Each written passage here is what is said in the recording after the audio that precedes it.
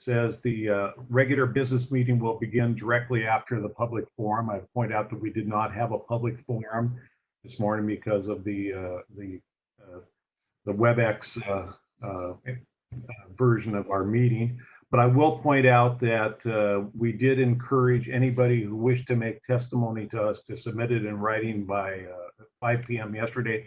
And I wanted to let everybody know that we did receive 29 written comments, testimony from folks. And most of the topics were about the Youth Pass program and its relation to the Metro 2020 transportation funding measure. Probably the next level of concerns or issues we heard about were about our purchase of diesel buses. And then finally, there was a few comments about the coronavirus and some of the things that we're saying. I want to thank everybody for sending those in. I did read those this morning early, and I know that Director Way wants to comment a little bit about the youth passes, and we'll do that at the very end of the agenda. So unless you folks have any other comments about what we received, I'm going to go right into the board reports. Okay, let's go into the board reports. The first report is of the Accountability Committee, which is Lori Irish Bauman.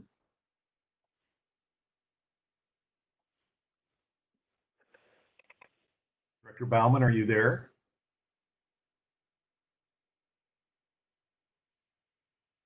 Okay, I'm here. All right, we can hear you.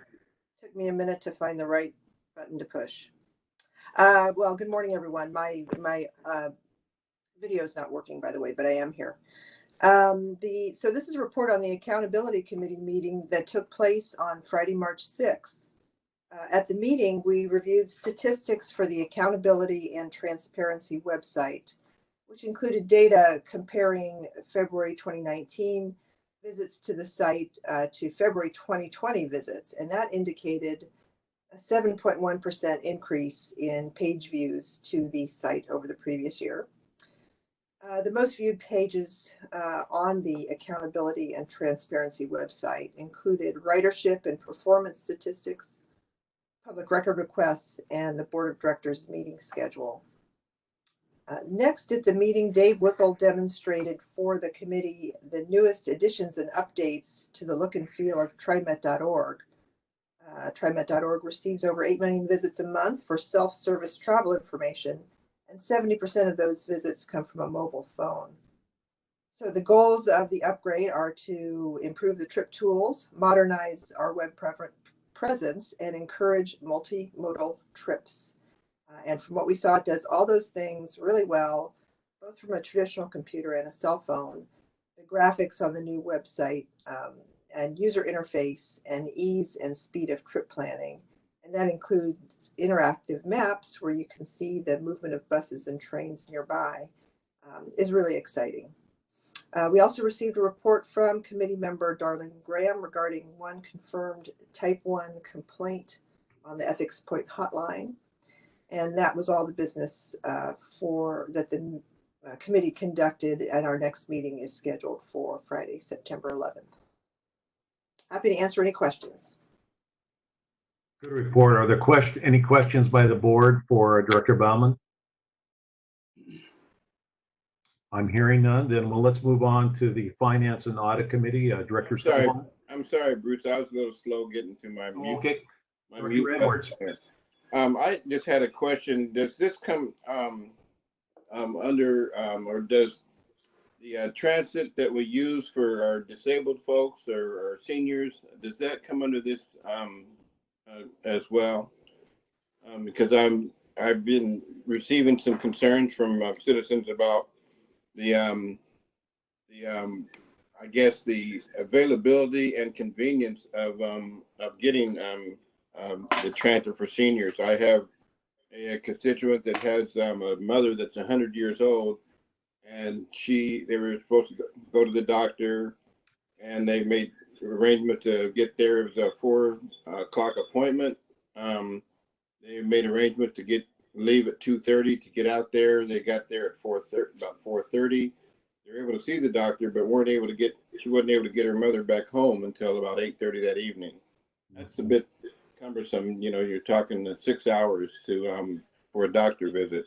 And so I just wondered if there's, and the issue and concern, I guess, is the convenience and the availability of accessing that mode of transportation for our seniors and for those that are disabled. Right.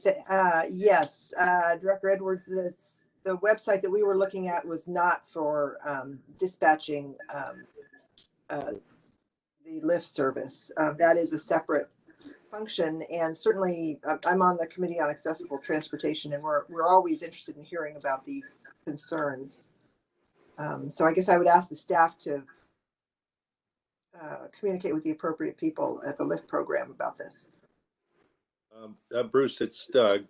What I might suggest to this one, if Director Edwards is comfortable, we'd love to get some more of that information so we can get our management team connected into this to follow up to understand, frankly, what went wrong.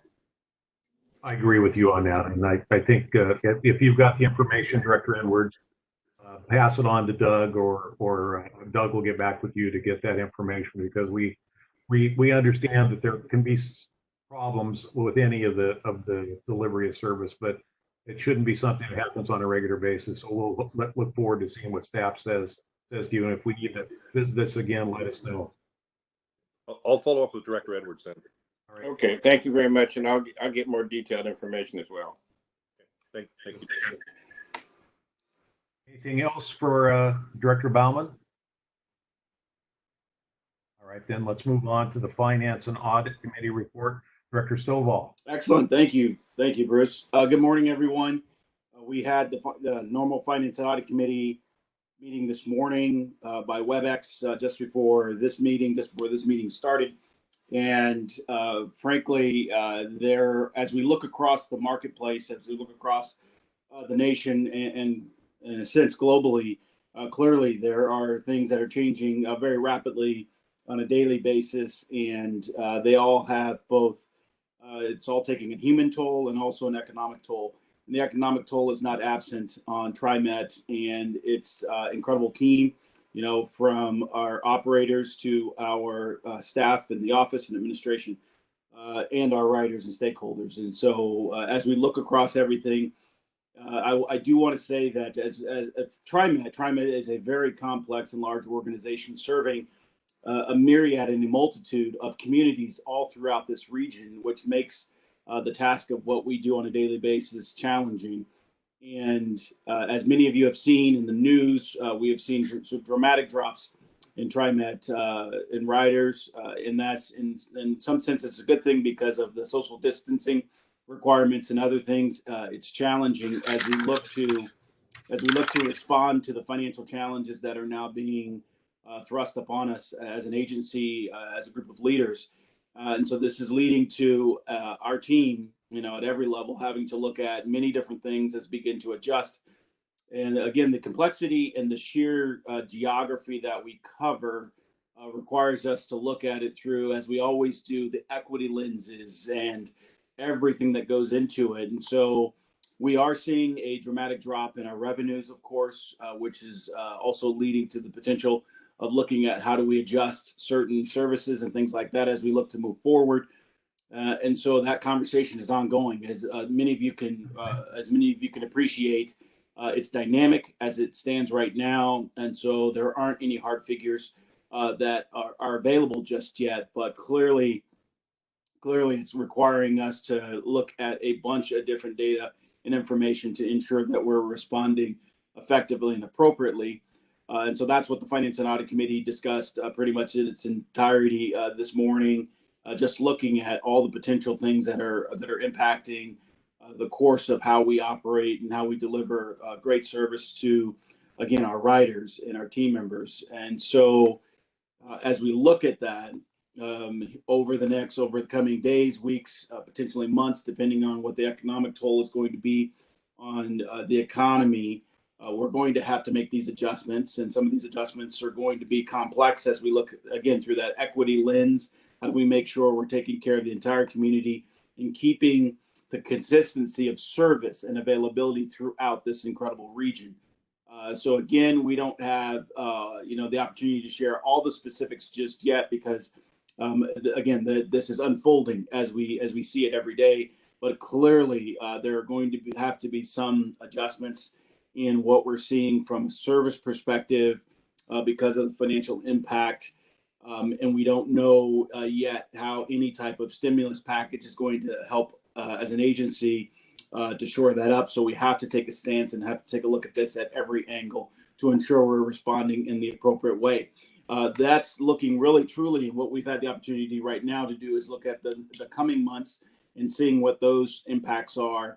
But then in the future, it's going to impact the budget. And we're going to be talking about the budget today and looking for approval to move it to the TSCC. As we do that, this is really an opportunity just for us to make sure that we're getting the current budget to the TSCC to ensure that we're following the correct procedures and all the things that we should have in place are in place as far as controls and those types of things as we're doing our budgeting process.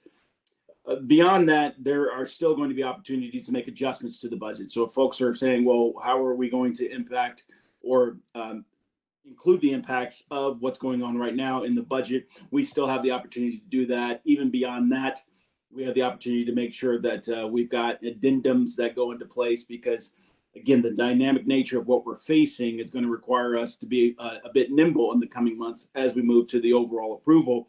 But we have to have approval of a budget by July to be able to spend, to receive revenues and expend those revenues in the course of just functioning as a business. So there are requirements for us to continue moving forward with the process, moving to the TSCC, and thus giving us the opportunity to stay on a path that allows us to have a budget approved by the end of June, the 1st of July. And so there's some pressure, a little bit of pressure there, but not something that we haven't worked through before in regards to making sure we're responding to the situation. But I want to kind of wrap up my piece of it by saying, our teams are all working together. We're having conversations with labor to ensure that we're including them in conversations as we move forward and some of the things that we're working on and addressing. But truly, the complexity of TriMet as an agency is going to require us to, again, always, as we always have to do in situations like we're facing right now, make hard decisions as to ensuring that service is available throughout our communities. And unlike other agencies in the state, many of them, if not any of them, have the complexity that TriMet does to have to respond in this nature due to, again, the sheer geography that we cover, the diversity and all the communities that we serve. That leads to the complexity of what we're challenged by. And so in the coming weeks, again, we'll start seeing some of this information as far as the financial impact become more clear. And at that point in time, we'll be able to share further information as an agency as to how we're going to respond to some of the challenges that we foresee in the short, medium, and long term. So that's my report for now. We did touch on one other item, and quickly, that was kind of a bond issue that we already have on tap, and whether or not kind of how that's going to function in the current state of the financial markets. So there wasn't a lot of information available on that because there's not a lot that we can have in foretelling how that's going to flow. Currently, right now, from a cash position, we are in a good cash position as an agency. So there's little concern there in the short to medium term. Long term, again, we will have to make adjustments to respond to the market. Any questions or comments in regards to what I just shared? Travis, this is Kathy. Thank you for your report. I do have a couple of questions. My first question is around our fares. Now, I'm really hoping that we do our very best to keep fares as is, to make it affordable, to make it accessible for folks who are still transit-dependent riders. And so I know that we had a fare freeze for this year. Do you anticipate an increase in fares at all due to the changing economic climate? Director Wade, that is an excellent question.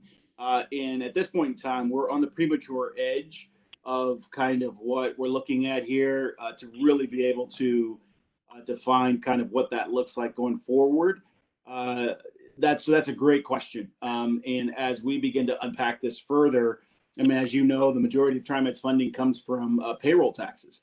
And so with the potential decrease in employment in the region, in the state, clearly that's going to impact TriMet revenues and our opportunity to kind of continue operations at its current level potentially.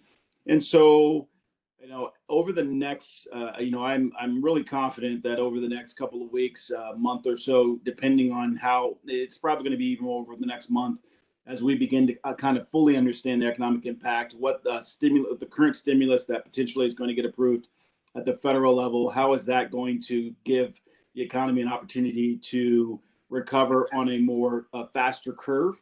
So really, that's I'm really being sincere by saying that's a great question. But as it stands right now, we don't have the clarity to fully say what that's going to look like, you know, over the next fiscal year and into the fiscal years that are subsequent. There wasn't any conversation about raising fares at the Finance and Audit Committee that we just had. That wasn't something that came up. The majority of things, some of the things that we're looking at that potentially will be that will help us reach a potential kind of stability within our budget are some things that are happening in the broader economy that are going to be helpful. So we'll have to kind of see how those things play out. And again, over the next couple of months, we will have better visibility on the budget for the next fiscal year. But really, it's just on the premature edge to be able to say whether or not if this is going to impact fares in the short and medium term. We can, I mean, I can turn this to Dee or Doug to kind of actually fill in if they feel like there's some clarity that they have that we didn't actually talk about at the Finance and Audit. Great, thank you. Yes, yeah, thank you. A great response, Director Stovall. I might just add, so in the current time frame, I'm going to call it months, photograph that we are looking at right now, there is no fare increase being contemplated. Not only was it stated and not stated or discussed, as Director Stovall indicated at Finance and Audit Committee, it is not in part of what management's looking at right now. I think there's quite a number of levers at our disposal before that would be on the table as a discussion. So that would absolutely come back to the board around fare increases themselves. I think to your point as is, that's what we are trying to do, is to collect fares in a very humane way as much as possible, because we do rely on that revenue stream. As some agencies are collecting fares, some are not. We are collecting them now, but not contemplating an increase at all at this time. So there are other levers again, because of the significant uncertainty that Wall Street and anyone has right now on how this is going to unfold. We are looking at this over a month's period for the first contemplation. As more information comes in, then we will factor that into the conversation. But to the fare increase, that is not first and foremost at all. Okay, great. Thank you. And both of you answered some of my questions that I had around, you know, the stimulus package from the federal government. Still unsure, right? Uncertain of how that will impact transit. And I think both of you also alluded to the business folks, the business community here, and how we're also, because of the employer tax, how we're just not sure at this point. It sounds like, you know, how our businesses here in Oregon are going to continue to operate with maybe growing unemployment and other factors. But if you have more insights on that, you know, definitely please let us know. Yeah, excellent. You're exactly right in that the stimulus package isn't even approved yet. It feels like it's going to be, but it's so new that we haven't even been able to look at the transit component of it. We know that there's an amount potentially in there for transit if it gets approved. We don't know how that's going to be delivered, how that's going to be, you know, parsed out to the various communities. So we're really, again, on the leading edge of this. But I can assure you that from what the conversations have been so far, I know that Doug has reached out to each of the board members individually throughout this week, just keeping everybody apprised, and we appreciate that. And so as this continues to unfold and as the team gets an opportunity to kind of look through what's going on, I've been impressed and confident that the team is going to stay right on top of this and be able to keep us informed as we move along to make the right decisions as we go forward. Perhaps, Director, President Warner, I can maybe add some commentary once I get to my own general manager remarks to maybe to add on to the questions that were posed as well. That would be good. The only other thing I would say is that, again, the staff did do a great job outlining some of the things that they're looking at in terms of downturns in revenue and opportunities to save money. And I discussed with the committee and with Doug the need to get back to all the other board members to kind of let them know of the numbers we have. So I think Doug has that on his calendar for the next few weeks or maybe the next week to get together with you folks, either, obviously over the telephone, but maybe with one or two of you at a time to go over the number, because I think they were very valuable for everybody to understand. Linda, did you have any comments? I have a comment. Okay. Thank you. So I appreciate the questions from Director Y. And I had a question now that's about the Finance Committee. I understand that we're going to pick up some of these topics in the general comments in a little bit, but I wanted to put out that we have a financial situation right now that's evolving, obviously. So the questions I have, I know we don't have answers for now, but I want to put them out there as questions that are still on my mind as we start understanding more how we're responding to the situation. The big question on my mind is what is on the table as far as what is vulnerable and at risk from an agency, service, and operations standpoint. I know that we're talking about, or there's internal conversations about operations and service and where to figure out how to make sure to maintain service levels in critical areas and understand where we have maybe elbow room to pare that down at this moment in time where we're just trying to be safe. But I also know from a financial standpoint, there's some pressure to understand how this plays out as we learn more about the relief package, what it is that we're going to be able to lean on to maintain operations or even consider maintaining service levels in a pre-COVID scenario. So those are the things that are on my mind from a what's at risk, what's on a chopping block standpoint. And that brings me to my next point. The fares were something that immediately became a concern. They already were a concern for folks outside in the community. I've heard the same drumbeat as Director Y as far as people concerned about whether this new situation means, the fares might be back on the table as something to try to recuperate losses. So it's worth it for us, I think, to make it clear to the public in a press release or in some public fashion that for the time being, the responses we're making to this issue do not include consideration of any fare changes in the near term. I think everybody will breathe a sigh of relief from that message. And the other piece of this with regards to communications that are on the public's mind, I'm hearing the same question as Director Y. What does this relief package mean for our transit agency? So as we learn those things, that's going to be certainly something that I look forward to, and I'm hearing a lot of folks outside very interested in hearing about, because there are transit-dependent people out there that are both afraid of the system and still need the system for other things like, to get groceries, which hunger is something they're afraid of too. So this brings me to the final point of information flow and communications. I brought this up with Doug on our phone call, and it's something that's top of mind for me because we have a lot of communities out in our region that don't use English as a primary language and are also hungry for information now. With the need for this constant push for information to get out to the public, I just want to bring that message from the community to us about ensuring that we're putting an equal lens on the languages that we put out there, so that English, Spanish, Vietnamese, Slavic languages that have a high number that are already part of our language access plan are getting produced and put out in some sort of parallel fashion. I'd like to maintain an even standard of care with how we put out the quality of content. There's people in the community even saying, what can we do to help? We just need to get the information out. Stop there. Good questions, good comments. Perhaps I can comment to those, Director President Warner, under my comments at the time as well. All right. Thank you. Yeah, let's move on. I think there's going to be a lot of dialogue going on, but your points about making sure the communication gets out is very, very vital.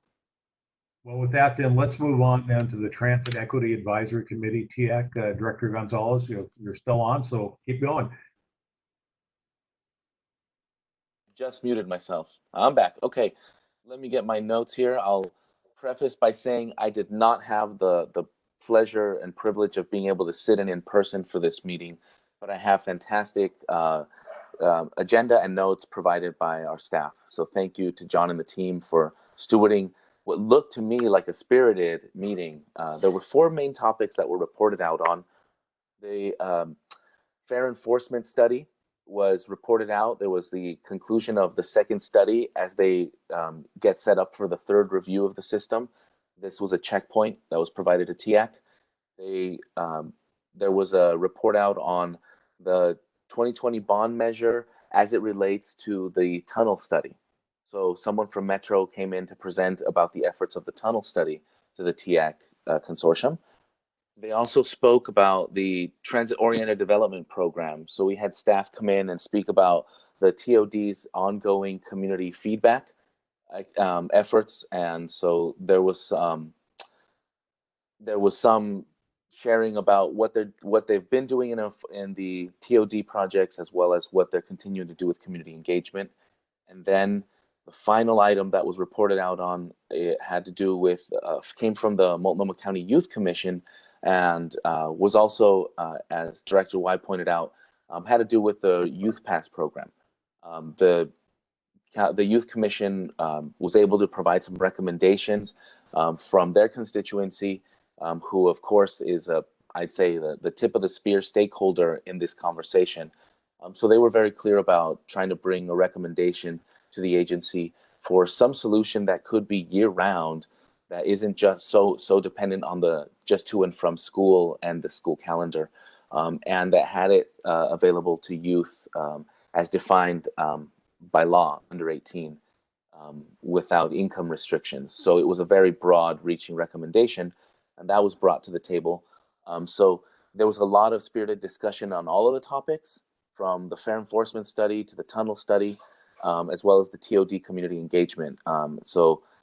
That, as I understand, are all topics that are of big importance to TIAC, and I'm looking forward to the next meeting where we're going to get feedback from those representatives, from the organizations themselves and their constituents. Perfect. Thank you, Director Gonzalez. Are there questions for Director Gonzalez? Yes, I have my hand raised. I just want to thank all of the directors for the reports. I think the reports were very good, comprehensive reports.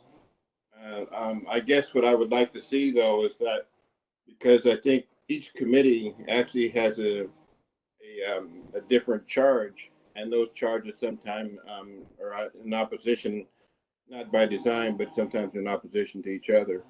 I guess I would hope that there would be some kind of collaboration and coordination for some kind of a comprehensive report and a recommendation that would promote need, equity, and fiscal responsibility at the same time.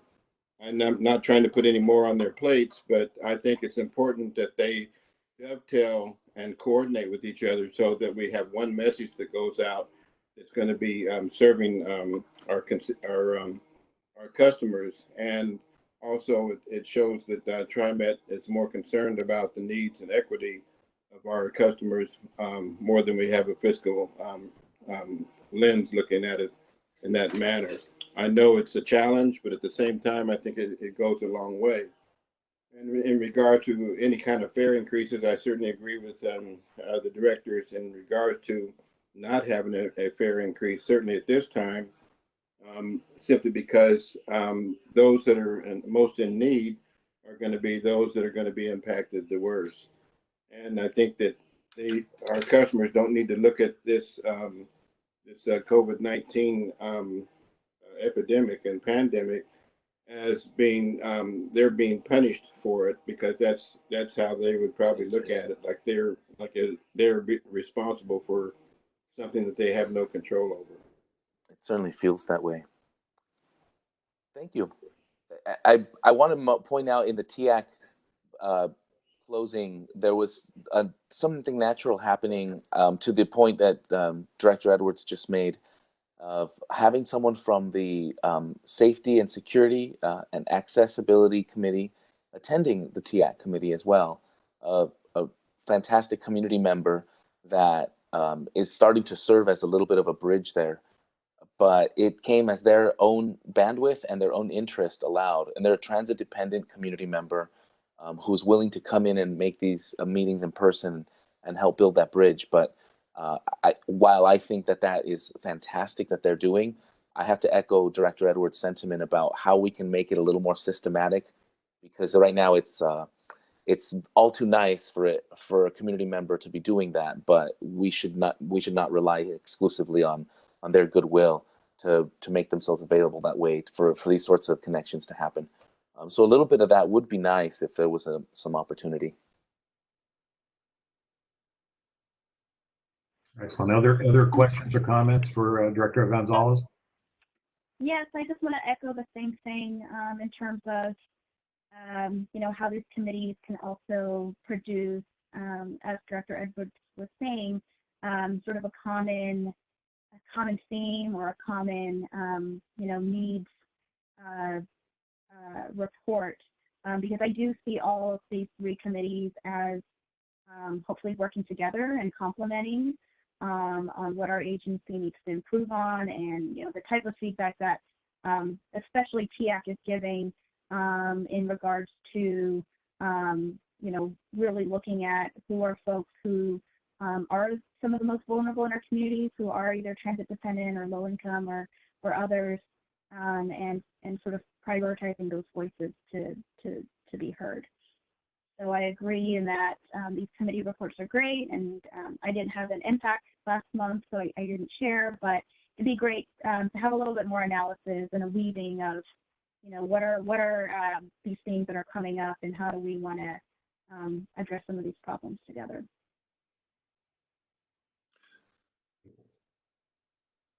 All right, are we ready to move on then to the General Manager's report? All right, let's do that. Let's move on then to agenda item number 2, the General Manager's report. Mr. General Manager, I'll turn it over to you. Thank you, Mr. President. Members of the board, I think Director Stovall started off with a really important update, and this will be, I'll continue on with that if I may, around COVID-19, or referred to as C-19 for ease of speaking terms. Secondly, while we manage the current challenges and the importance of that, we'll also look back at last month's ridership. Also, while we're in this transition, we're going to talk about the business plan, because there's an immense amount of work that's gone into that.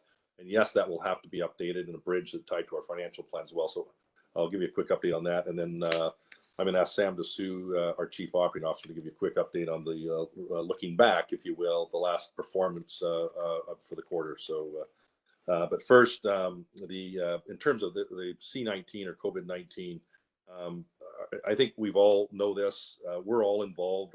Our hearts go out to everybody. We're all impacted. There's nobody probably on the planet who's not.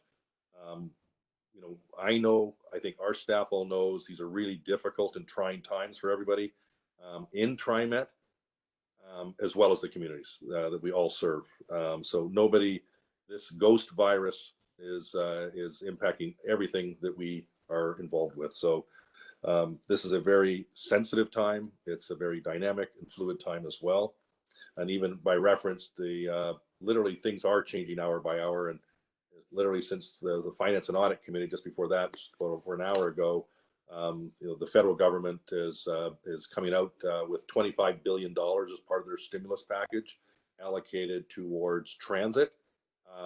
We don't know what that fully means, so we're literally unpacking that in the hours and days ahead to factor that into the impact on this organization for the foreseeable future. So literally that is another example of every day, every hour is a new piece of information we're all trying to manage. Let's hope it passes, and we'll unbundle it. One signal that we have gotten is that there is not a matching element to it. If the federal government, for example, gives us X%, then we must come up with Y%. So that is a very encouraging element. Again, we don't know how it's being targeted and unbundled, but we will keep everybody apprised as this literally unfolds over the next number of hours and days. Overall, we've been very connected in to the health authorities and the advice of the health authorities. Dr. Vines from Multnomah County, we are part of OHA, the Oregon Health Authority structure. And we are, I think folks need to know, we are every day having conversations with them, if not once a day, multiple times a day, to take advice and guidance from the experts, knowing that we are not the experts on the health side of this. So just wanted to share that with the board as well. In terms of ridership, I think we all know, and for those of us, myself included, who've taken the system or users of the system, typically on a daily basis, the ridership low, the buses and the trains are not running very full right now. About a week ago, and we're using rear view mirror, looking at the rear view mirror back in statistics, and I think they're even more accentuated now. You would see probably ridership has been cut in half and or more, compared to your average day in February. If you look at Lyft is down approximately 80%. You could see West is down well over 50%. Our bus and rail networks, being MAX and the conventional bus system, which is all integrated, we're seeing numbers of anywhere 60, 70 plus, in some days 80% down in numbers. So there's no question, whether it be Portland Streetcar down about those same numbers, Ride Connection, who we're a significant partner with, everybody's down. I think they were down about 60% last week. So all in all, these are not adjustments. These are structural changes in who's using the system. The governor's order on Monday to stay home will, as we are probably likely all seeing, as evidenced by this call today, and hopefully many people listening in from their homes, is going to continue to further reduce ridership for the next number of weeks. And we hope that it is only a short period of time. But part of our services, we are basically essential service. And so we will be continuing to provide service to the absolute degree possible to get people who are, in essential responders, emergency responders of fire, police, ambulance, critical care workers, and others that are for sure have excluded, to get them where they need to go in a reasonable period of time.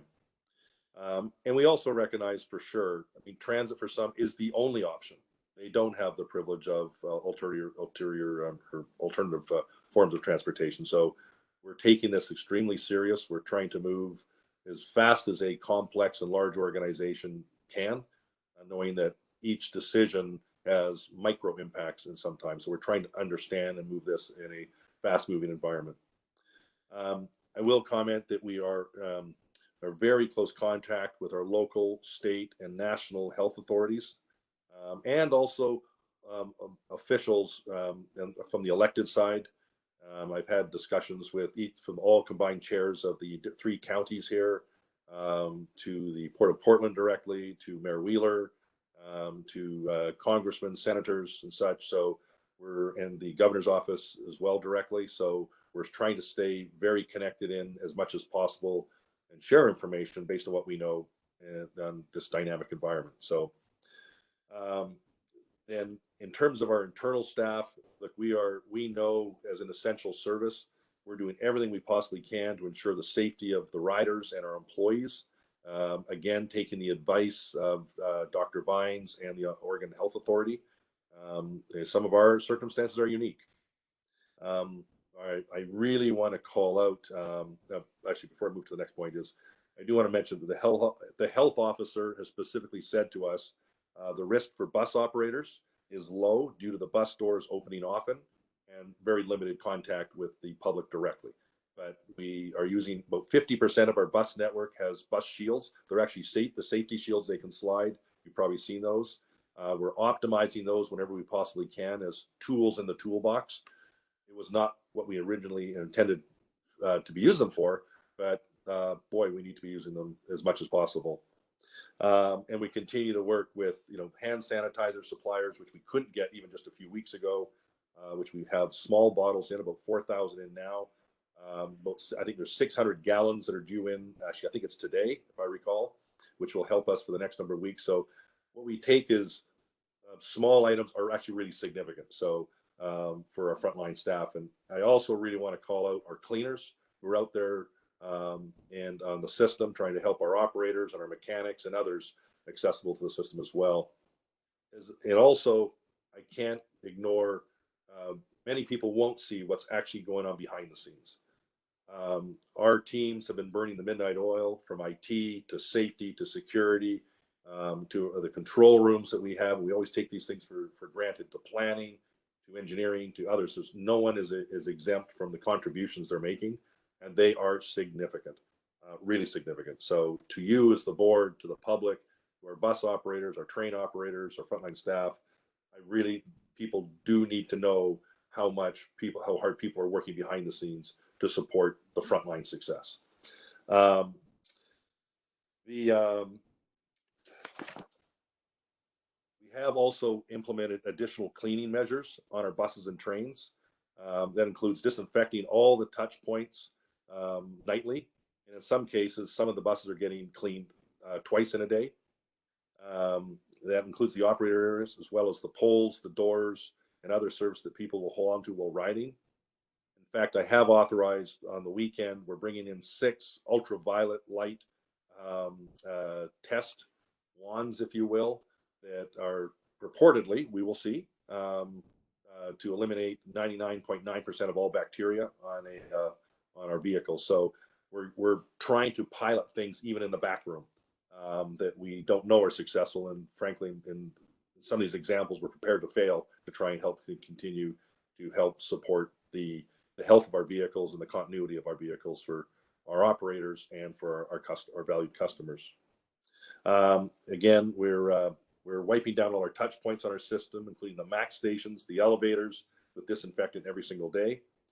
And as you know, the system is very, very fluid, this environment right now, and literally changing by the hours, and even some of our practices. For example, the guidance we'd received of a minimum 3-foot range, and ideally 6 feet, is now evolving to a 6-foot range.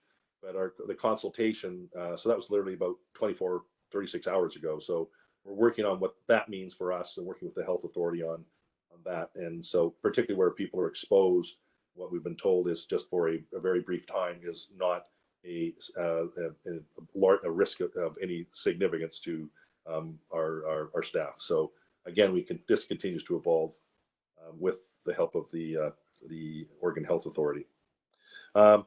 We are also developing plans for various levels of service, and particularly if illness occurs. The statistics are alarming around the world. We only have to look to New York, and what we're seeing is an uptick here. Well, and that impacts us here inside our ability to serve the organization as well. So we are monitoring the illness, and if our service levels are impacted, that'll be one of the variables we will have to consider. And I'm not referring to just bus operators, which are very important, or train operators. There's also mechanics who have to fix signals and such. The control room, I can go down a long list of people who are part of this essential service orchestra every single day. So there's literally, we have over 3,000, about 3,300 employees here, and we are very much a hands-on deck approach to the daily service that goes on. So we'll have to watch this very closely in particularly the weeks ahead. It also means, as has been referred to by Director Stovall in particular, that we will have to take a hard look at the budget and to account for lost revenue. I am doing that right now, including significant overtime to sustain the level of cleaning required, as an example. If that's what we have to do, that's what we have to do. So we're looking at all elements of our business, including consulting, things of that nature, as to help balance our financial oxygen it needs to continue to provide the importance of the service that we all have. We also know there's a lot less people out there on the system. So I anticipate that we'll be downsizing some of our service out there, as others have been doing as well. And I'll be bringing that forward once I know more. There's parts we do know, but this is a complex puzzle that we literally don't have all the answers yet, but hope to over the next number of hours and days. I do know that this disease is hard on everybody, but there's no question we're going to get through this. It will. I do want to thank the staff again. I know I'm doubling down on that. I just can't tell you how many hours people are working behind the scenes here right now to try and help people who need us. I think the situation's fluid. I will continue to communicate with the board and the public, and to address even some of the points that Director Gonzalez had raised. Impacts to the agency. Yes, we're already sizing down the Paratransit Service lift because the ridership is down by 80%. So those we're dropping accordingly, and we'll also need to be able to be flexible to size accordingly. Because at some point, there's going to be an uplift too. So nimbleness, I think, with a complex organization like ours, is very foundational. As I look at the agency, I am looking at a number of months out, not just for the day, the week, but a number of months out until more clarity is known, either in the employment side, the financial, also these things translated to the financial impacts on the organization. But we need to balance that with equity. We need to balance that with our operators' ability to be available in service. We're also trying to balance ingredients like social spacing, where so some people need to get to a hospital. We don't want social spacing to be that sole impact why they couldn't get there if they need to get there using public transportation. So we're factoring many variables, and yes, including financial, which is a key part of our oxygen about our ability to deliver. So it is fast, it is complex, and there are people involved here, and so we know that. And so we're trying to manage this for our customers as well as our internally in the organization in the most humane way possible. So with that, I know there were maybe some questions on this, but I'd be happy to try and answer that. Any questions you might have at this time. Yes, Chairman Warner, I have a question of the General Manager. You touched on the fact that there will be a lag, so to speak, after we get through this, and that lag is going to have to deal with the finance as well as dealing with the public, because I'm sure even after we come to this date where we think that everything is safe and secure, we're going to be behind that curve, and so that's going to be a challenge as well. Do you have any idea what that looks like? Is that 30 days, 60 days, or 90 days? What is that going to? Do you have? Well, yeah, I whatever I say, I know I'm going to be wrong. I am trying to take a 6-month lens window right now for planning purposes, but for example, we don't know. I don't think anybody in the world knows the impact right now. What the virus time frame is around stay in shelter. I think that's yet to play out. And then there's related, but interconnected to it, is the economic piece. And what impact is that on employment, let alone revenues that come with, as Director Stovall indicated, the majority of our revenue piece is actually from employer payroll tax. We typically don't get the reporting. I think is typically on a quarterly basis, so we won't know likely until June or July on what impacts that may have.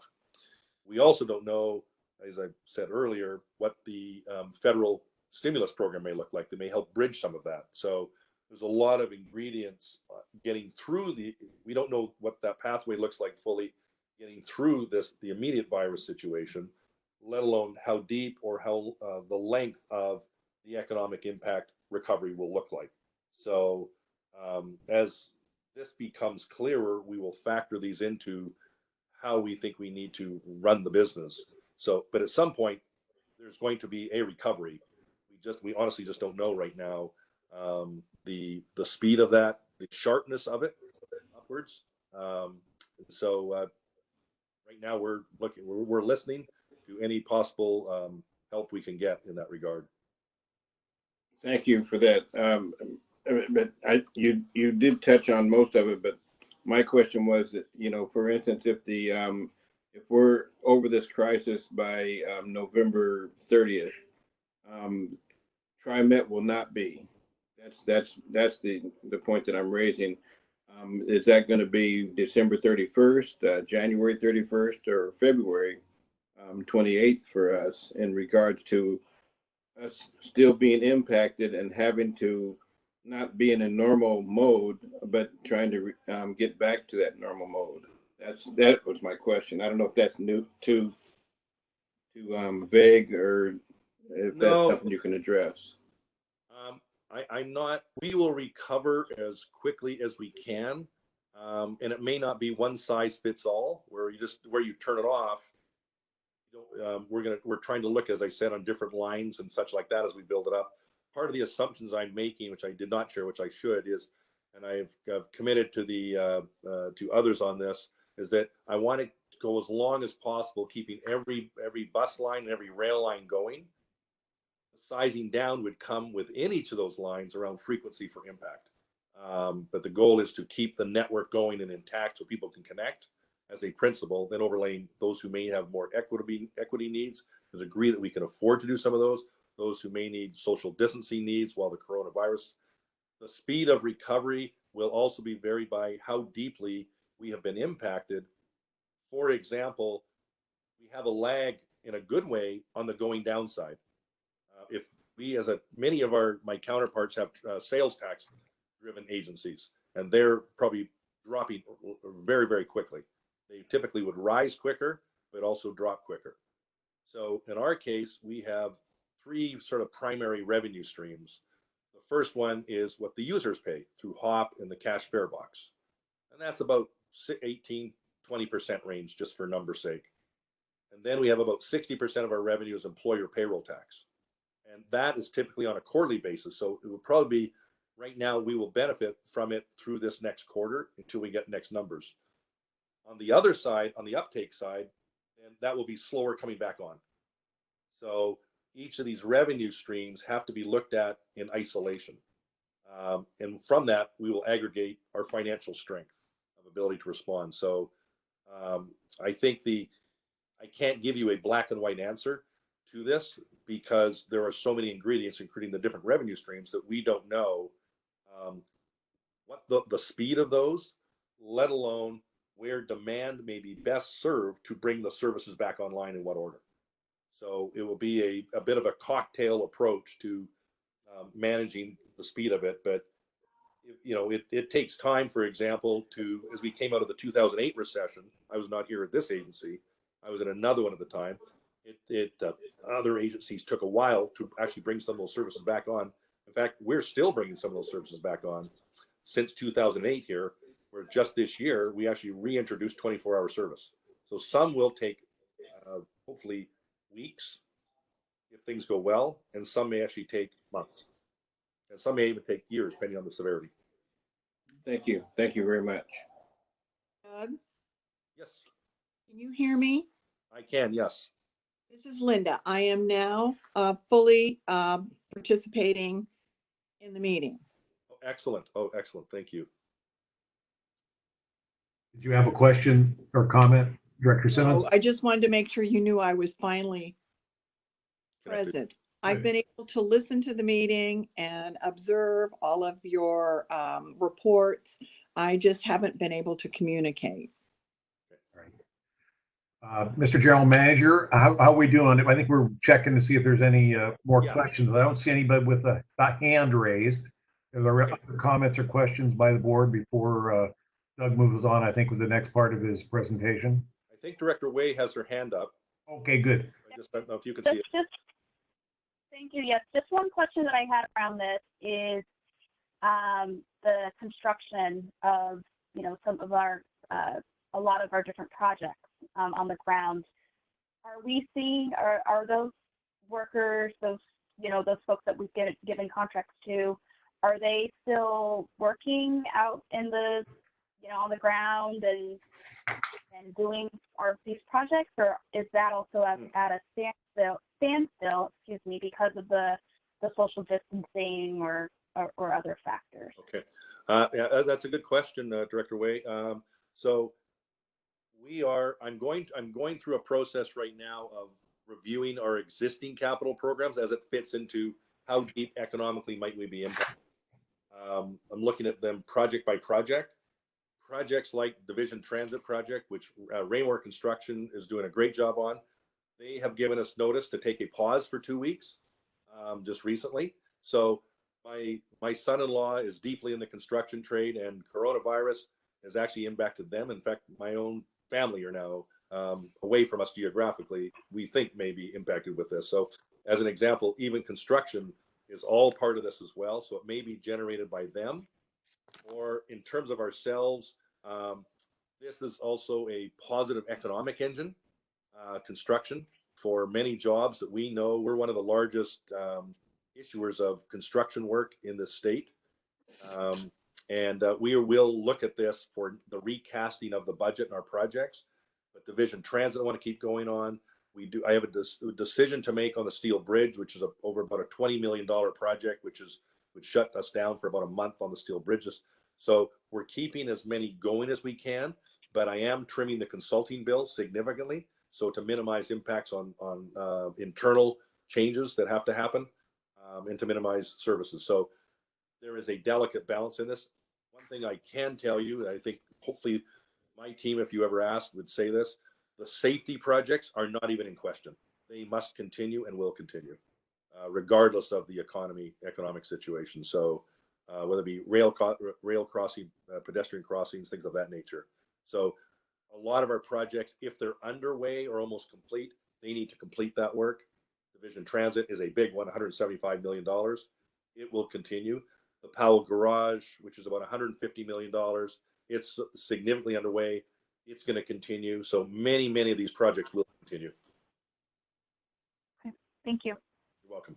I would like to come back, President Warner, just to one point that was raised around the pricing side, about price increases that some of the directors had indicated. And just a reminder, in our existing budget, we've already articulated there is no price increase coming in the next fiscal year we'd anticipated. So just to put that in perspective, it's not on the list. So what might make it being considered? Well, it's this economic environment we're in. So to double down on that one, it is not being contemplated at any point right now, even during this economic time. It would be one of the last things that would have to be contemplated here for the financial viability of this agency, from my perspective as your general manager. So I don't know if there's any further questions on that, but I just want to remind everybody, our current draft budget had nothing in it as well for next year. So, and we will get out communication to Director Gonzalez's comment on this, plus other things that will be coming out probably here in the days ahead, just to hopefully give people peace of mind. Okay. So with that, if there are no other questions, I'd like to move on to, heaven forbid, it's actually item 2 on my report. The next one up is, I'd like to talk about the February ridership, and I'm just going to do it really briefly for time's sake. The ridership, although we just finished talking about how much the C-19 have hit us, we actually had a great February. If we look back in hindsight, the ridership was up 6.3% over February of 19. So I know it gets lost in the challenge that we're in right now, but it was a great month for us. The winter weather was a factor in February, so year-over-year percentage were skewed a bit, but it still was a very good result. And the bus ridership was actually up 8.2%, continuing a positive 11-month trend here in this agency. So when people say the ridership is down, or his trending-wise been down, notwithstanding our challenge that we're in right now, which I hope to be an aberration over time, that in fact we continue with a positive trend in this agency as a base. The weekly max ridership was also up 3.5%, and West ridership was down comparatively a relatively small amount of 1.8%.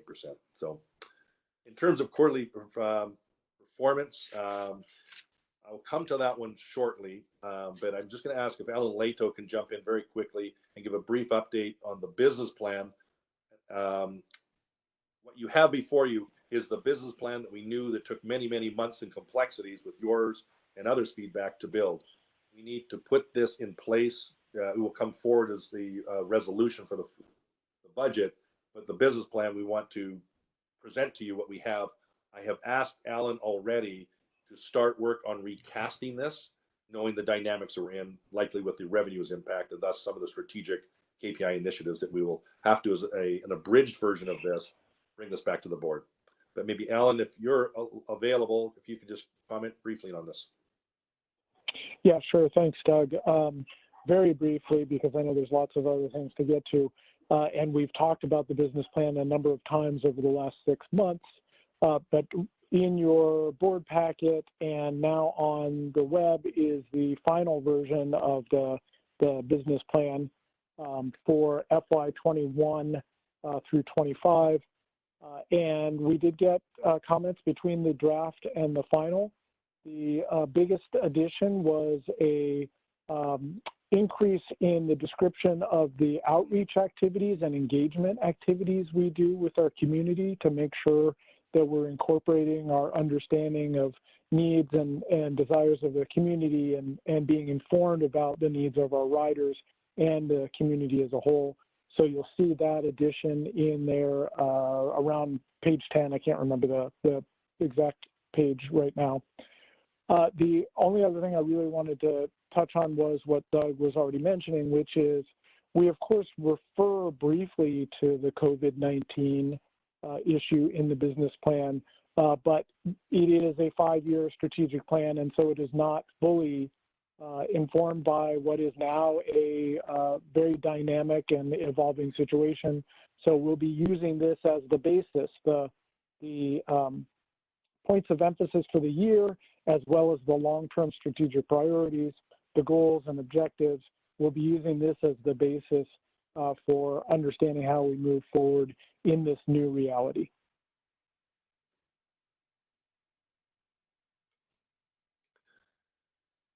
If there are no questions on this, or if there are, we're trying to have them addressed. If not, then I'd like to continue on, President Warner. Please move on. Okay, thank you. Thank you, Ellen. And again, you will Thank see you. in this rapidly changing environment, you will see an abridged version of this once we understand the financial impacts, as they have to go hand in glove, if you will, the strategy with the financial photograph. So stay tuned for both. The last item I have for you today is I'd like to turn it over to Sam DeSue to give we're going to do a very quick update, Sam, just on the quarterly performance and just sort of strategic highlights, if we may. So I'll turn it over to you if I can. Thank you. Good morning, President Warner and board directors. We will be presenting to you this morning the 2019 fourth quarter performance report. And Jeff, I don't know if the PowerPoint is ready to be put into place or not.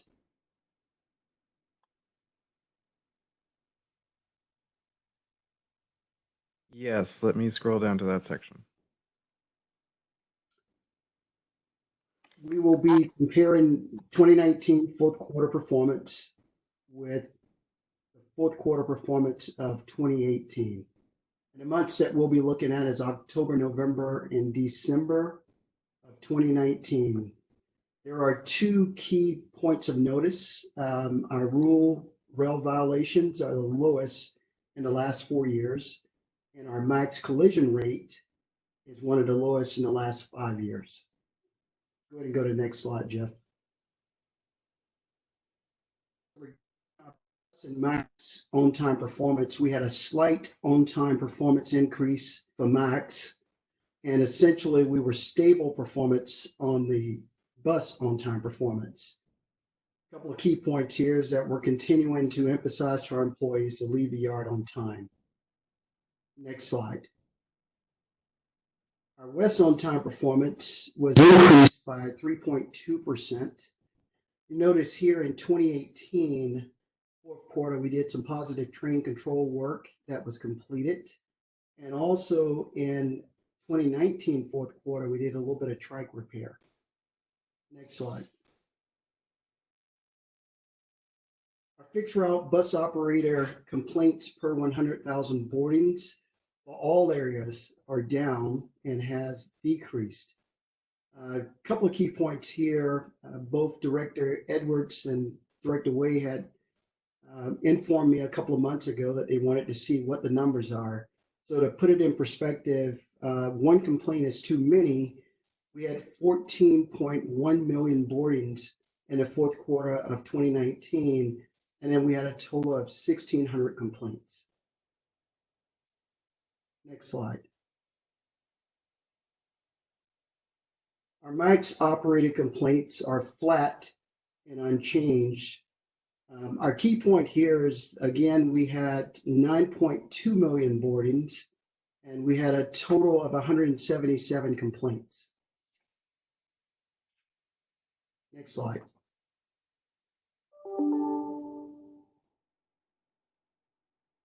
Our rail rule violations per 1 million miles are the best numbers that we have seen in the last 4 years. Key points here that our OCC Rail Control Center have been putting out safety announcements. Also, our rail training has taken a more proactive approach to rule violations. I want to just congratulate our rail operators, our rail management team, and our rail training team for taking this approach.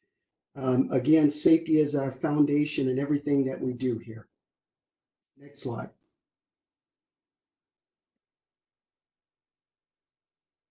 Our lift miles between roll calls has increased by 31%. We replaced a number of vehicles in calendar year 2019, leading to the improved performance that you see.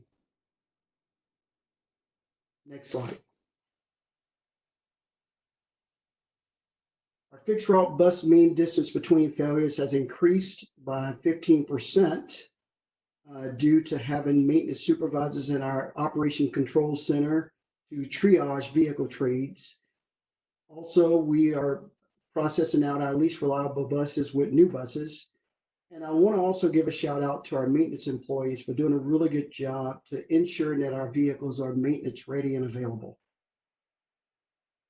Next slide. Our max light rail mean distance between failures has decreased also by 12.6%. A couple of key points here. We have a couple of door failures that we're dealing with our Type 1 vehicles and our Type 2s and 3s. We are in the process of having a campaign to change and replace some of our sensors on our Type 2s and our Type 3s. Next slide.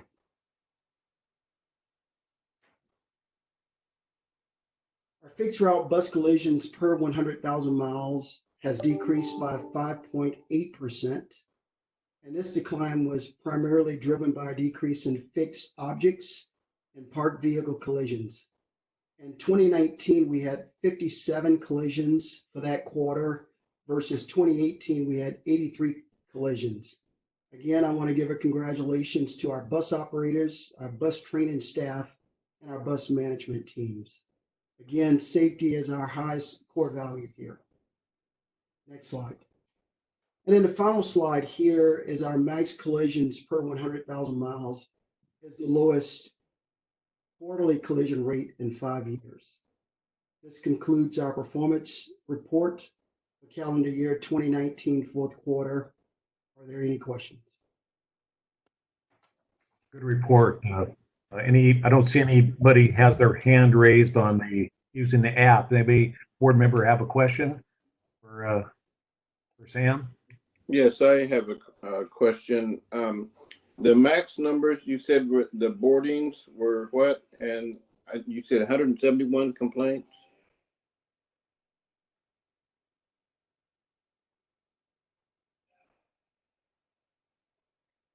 Sam, did you hear that question? I had to unmute. Sorry about that. The boardings for max was 9.2 million for the fourth quarter of 2019, and we had 177 complaints total. My next question, because we had 14.1 million boardings on the bus and 1,600 complaints, and there's a huge disparity there to me. If, you got 5 million more boardings and you've got, tenfold, almost tenfold, or not, at least ninefold more complaints. Yes, most of our complaints there was our bus service delivery. And with that, it was either the bus was late, and it's something that we have started to increase service in some of the areas. And we're actually looking into those complaints and investigating. Okay. Thank you very much for that. And thank you for your report as well. And you talked about door failures. What kind of door failures are we having? And have there been any injury accidents as a result of those door failures? No injuries, accidents at all, period. Our type ones are our oldest light rail vehicles that's in the fleet. We're in the process of phasing the type ones out. We basically, the parts are obsolete right now on the type ones, and we are in the process of, on our type 2s and 3s, replacing all of the sensitivity edges on them. So again, there's nothing of a safety concern. We just had some malfunctions with the doors that it took us a little bit of time to get the parts. We have parts that's in, and on our type 2s and 3s, we've replaced all of the sensitivity edges and sensors that are on the type 2s and 3s. Thank you very much. So thank you, Director Edwards, for using the WebEx tool and raising your hand. For those of you who don't understand that tool, that's fine. Is there anybody else that wanted to add a question for Sam? Okay, hearing none. Doug, I think it's back to you. Is there anything else for your report? No, firstly, Sam, thank you, and thank you to the whole team for, if you look at this over the last number of years, this is really about a culture change that yes, you can be on time. Yes, we can run the business longer without breaking down, and absolutely, yes, you can be safe. So I think the evidence shows you can do all of those, and that would conclude my report, Mr. Board President. Thank you very much. Well, with that, then we're going to move on to our consent agenda. And there are two items on our consent agenda for anybody listening. And the first is the approval of the board meeting minutes for February 26th, 2020, and then a resolution directing that the reading of all ordinances be by title only. So these are items that are considered routine. However, any board member may remove an item from the consent agenda to have questions and answers, or to have it actually be considered separately after our normal resolutions. Is there anything on the consent agenda any member of the board would like to have removed for discussion? I'm seeing no hands or hearing nothing. Then what I would say is, first off, before we make a motion, I would note that on the board meeting minutes, I did read them. I wasn't there, but the minutes actually indicate I was both present and absent. So I would remove me from the present on the minutes. And with that, That's because you're so talented, President Warner. You can be that's present pretty and talented. absent. Your clone was here, Bruce. All right. Well, is there a motion to approve the consent agenda with the minor change to the minutes? So moved. I have a motion. Who was that motion? Travis. Travis. Do I have a second? Second. Oh, Who was the first second? I'll defer to Director Edwards. Director Edwards. Okay. Any further discussion on the consent agenda? Hearing none, then all in favor of the motion to approve the consent agenda with the minor amendment to the minutes, please signify by saying aye. Aye. Aye. Aye. Is there any opposed? Any abstentions? The motion is approved unanimously. Thank you very much. All right, let's move on then to the next agenda item, which is first resolution, which is resolution 20-03-11, which is approving the proposed fiscal year 2021 annual budget for submission to the Multnomah County Tax Supervising and Conservation Commission. And before I begin on this, as per staff report, I want to ask the General Counsel, should I now adjourn as the board and reconvene as the Budget Committee for TriMet? Director Warner, what you want to do is go ahead and have the staff report, to the extent there is one. Once the staff report's completed, then you'll adjourn and convene the budget committee, and then the board can discuss it if they have any questions or anything like that. And then do we take an approval as the budget committee, or do we Yes, you do. reconvene and take action as the board? You would take action as the budget committee. All right, thank you. Well, with that, is there a staff report on the submittal approving the proposed fiscal year budget for next year and submission to the Multnomah County TSCC? Yes, I'll give you a brief one, and Dee may want to comment thereafter or answer the question you have. This comes back, this is a highly unusual situation, but it's driven by the last few weeks of the C-19 issue. With all the months that have led into this, this is part of our typical and annual natural budgeting approval process. And as Director Stovall had commented, it's a requirement for us to do this. And also what will be coming up, I think it's April board session or May, I forget the month. We're required to submit this to the Multnomah County Tax Supervising and Conservation Commission, or referred to as TSCC, for a hearing. So there are some legal requirements to proceed as you have it now. But as we all know, there will be a bridged work coming underway targeting for the June board cycle. Again, this is highly unusual, but it is a requirement for us to do so. What you see in here is for fiscal year 21, the proposed budget is $1.5 billion, roughly $607 million for operations, $330 million for capital and operating projects, and $123 million for debt service. The focus of the implementation of the scenario you have now, which will be absolutely subject to review, will be HB 2017's work. It includes to expand the program of the Operation Low Income Fare program, which now, by the way, has about 30,000 participants in total, which is a wonderful success story. Again, to double down, there's no fare increase proposed in this scenario of this fiscal budget you have. And the 8th year in a row that TriMet's adult fare remains unchanged, which is frankly amazing compared to most other transit agencies in North America. Again, we will be revisiting the whole COVID-19 issue because of the sudden dramatic changes here. So it includes a 3% increase in service, $6.5 million to expand that service, and focusing also on, which we'll have to do anyway under any budget scenario, maintaining critical state of repair and reliability. So with that, I think I'll just leave it there and answer any question you have, knowing that there's going to be an abridged version here. Dee, is there anything that you want to comment on?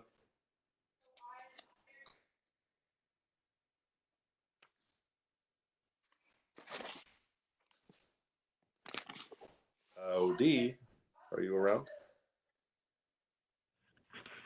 No. Can you hear me now? Yes, we can hear you. Okay, thank you. I just wanted to make sure that we commented for the record that the proposed budget has been out on our website for 2 weeks and available for public comment, and we have received none as of today. And this would be in anticipation of the TSCC public hearing in April. That's all. Thank you.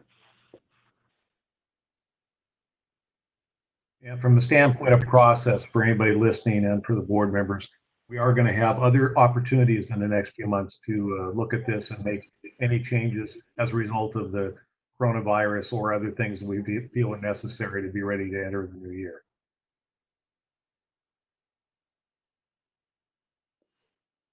I had my hand raised, Bruce. Please go ahead. I see Lori Bellman also has her hand raised. So Keith, go ahead.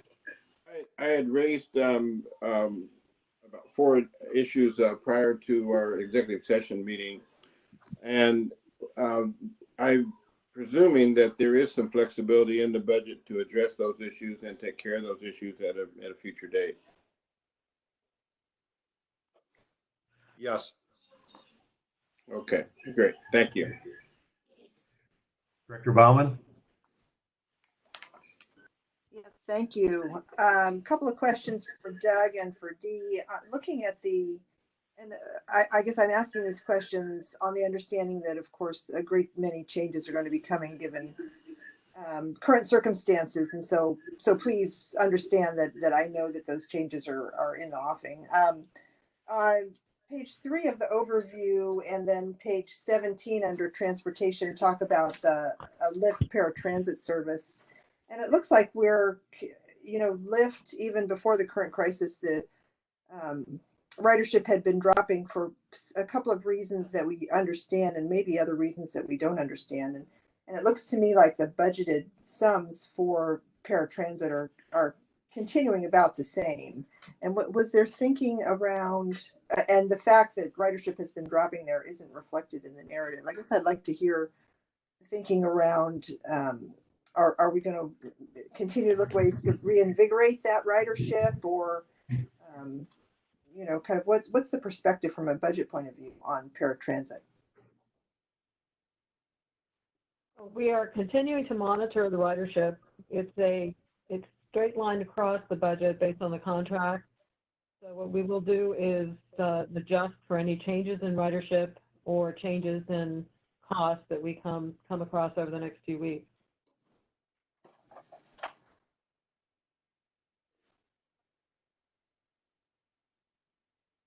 Was that responsive to your question, Director Bauman? Right. Well, my sense is that the budget numbers are pretty stable, and I understand that that'll change.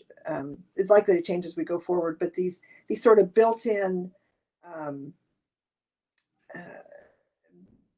of ongoing decreases to Lyft ridership, am I correct in understanding that they're not impacting the budget right now, that the budget is continuing as is, assuming kind of level ridership for paratransit? I think that's right, Director Bauman.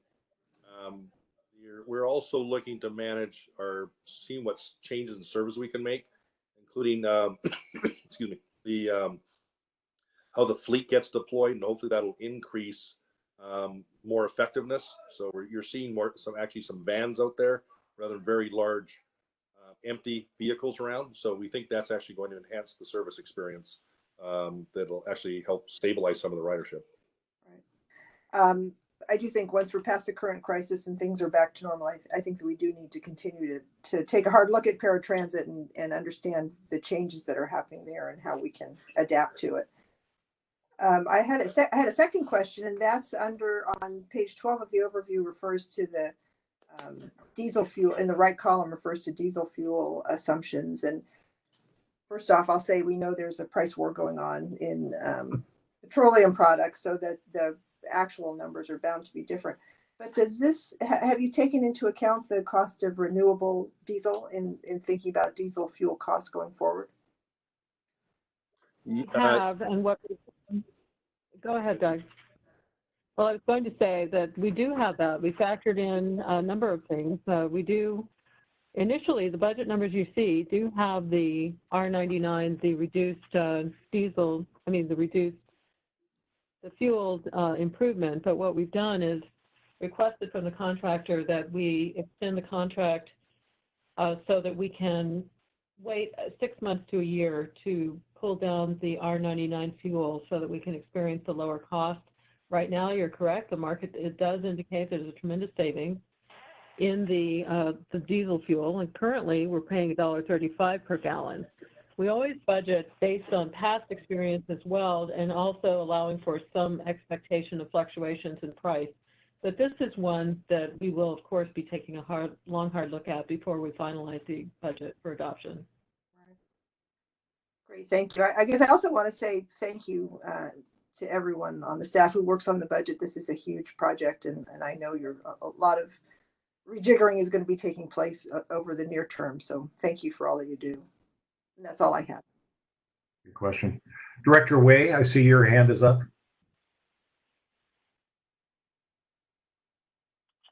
Yes, thank you. I just had a couple questions around the safety and security item, or the division, safety and security. I'm looking at the administration department. It's SF2. I have the big binder in front of me, so that's what I'm referencing on. But I'm just curious as to under that, what exactly is the Department of Homeland Security grant application and reporting. Is that a new grant that we're getting, or is that a multi-year effort? I would like to know what that means.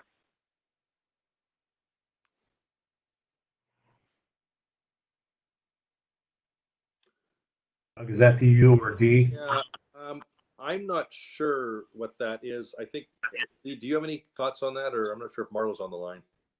Well, we routinely receive money from the Homeland Security for various grants for safety matters. And so the performance measure, one of the performance measures that was noted by the Safety and Security Division was that we would ensure Department of Homeland Security grants compliance. And that's a standard routine entry. Aside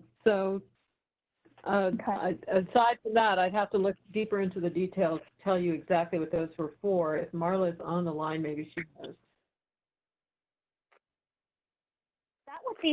That would be helpful. And if you have more information later, we could discuss that. But I mean, the way that just in this just current climate, right, with immigration and raids and things like that, sometimes for certain communities that can just signal negative emotions and fear. And so I just wanted to ask, what are the types of services that maybe we're getting from Homeland Security? It definitely sounds important, so I don't want to downplay that, but I'm just curious as to what are the details of that grant and what is it that they're seeking TriMet to provide? Yeah, that is a good point. You could elaborate on the grants. I know that some of them are for enhancements such as grade crossing improvements and things like that. They're very technical in nature, nothing related to additional staff for Homeland Security. I think the assurance I can give you, Director Way, firstly, one, we will get back to you with details of the program to your satisfaction. The second thing is, what I can tell you is, it has nothing to do with anything around focusing on ICE or immigration limitations or fear or such like that, because that would be not acceptable. So I can give you great confidence in that piece, but let us get back to the rest of the details, whether that be to the kinds of programs of safety upgrades, particularly around rail crossings sometimes, things like that. So we'll get back to you.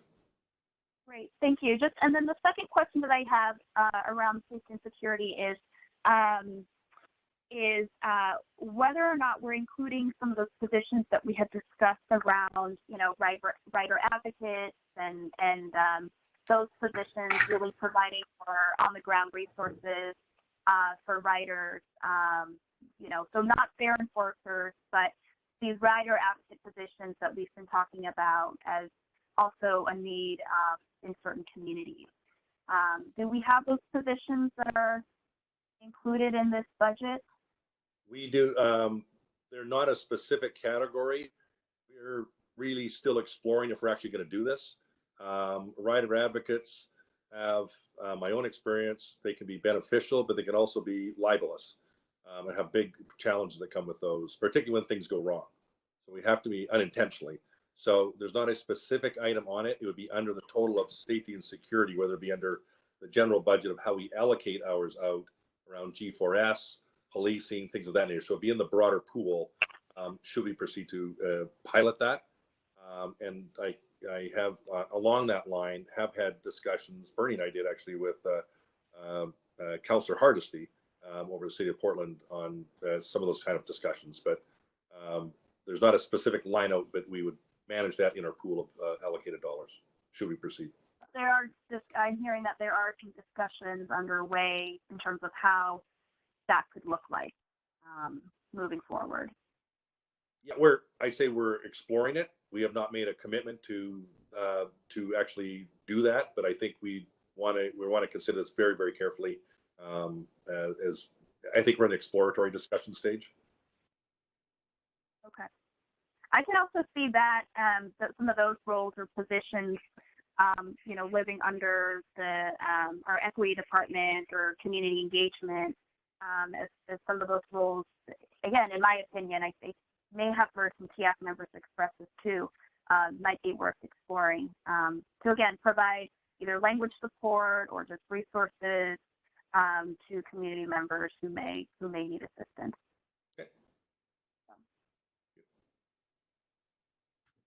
All right. Moving on, I see Director Simmons, you have your hand up. Yes, can you hear me now? Can. This was really more in response to Kathy's comment about rider advocates. I serve on the TriMet Safety and Security Committee, and we've actually encouraged TriMet to look at customer service positions and not advocate, because we think advocate implies certain things. And so we've actually been toying with different names for a position that might unfold in the future that would be more like a rider support type role. So I just wanted to clarify that for Kathy, since I serve on that committee. Great, thank you. And those are all really great names as well. To convey what I was trying to say. So thank you, Linda. All right. I don't see other board members' hands up. Have you had your questions asked on the budget and this issue? And if so, I'm ready to adjourn as the board of directors for TriMet and reconvene as the budget committee, unless there's objections. Hearing none, then I'm going to adjourn the TriMet board of directors and reconvene as the budget committee for the Tri-County Metropolitan Service District for Transportation. So based on what we've learned today, is the board ready to offer a motion to approve resolution 20-03-11? So moved. Travis. Second. Is that you, Keith? Yes, it is. And there's a typo, I believe, in the agenda. There is. Yes. It is. There's an extra zero. Is that what you're referring to? Yes. Bruce? Yes. I think I made the motion, but I don't think you heard me, but it's okay if Travis wants to be making the motion. Well, okay. Thank you. Is there any? I'll just keep trying to shout out. Please do that. I'll just ask somebody else other than Travis to make the motion the next time. Okay. Thank you. With that, is there further discussion on the motion to approve resolution 20-03-11? Hearing none, then all in favor of approving the resolution 20-03-11, please signify by saying aye. Aye. Any opposed? Any abstentions? The motion is approved. There. Thank you very much. Now we will adjourn the the budget committee for TriMet and reconvene as the TriMet board of directors to move on to resolution 20-03-12, which is an authorizing a modification to the contract with Stacey and Whitbeck Inc. for construction services for the Cleveland Max Station Operator Brake Facility and Signal and Communications Building. Mr. General Manager, do you have a staff report?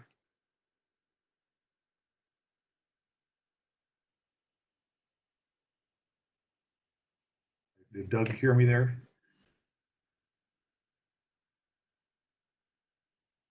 Somebody else giving a staff report. Unmute myself. Sorry, folks. My apologies. I think Rob Bernard from the Engineering Construction Group will also be commenting on this, particularly technical questions. So, and that I think is an example of what Director Way had raised earlier around continuing with construction. So here's an example of, with a number of them you'll see to come, where we're trying to manage, or we have many obligations underway. This one is, you see the Cleveland Max Station. This is a signaling and a break room facility that's been underway. So this resolution increased the change order by about 5%, or $135,000. It allows us the change order to about 15%, which is typical for works of this kind.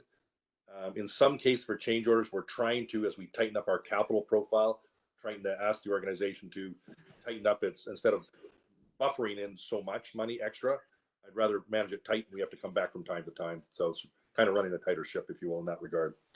We do strive for 10%, but based on the forecast for the completion job, we're requesting this modification of the other 5%. Stacey Whitbeck, I think you're well familiar with them. They expect to be completed the fall. They're a good performer for us. The increased contract amount is included in our existing FY21 capital program, and this is one that under any circumstance we would need to complete for our operators who deserve those facilities, as well as increased signaling system. In the bid, the firm expected to use DBE subcontractors for just under 9% of the work. They've achieved currently more than 8%, and your approval is recommended. And Rob, I don't know if you're on the call right now that you have any comments. I'm on the call, Doug, to answer any questions you may have. Okay, thank you. All right, I see a hand up from Director Way.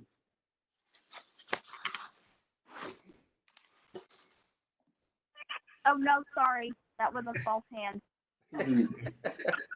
All right, then are there any other questions? I don't see any other hands raised right at the moment.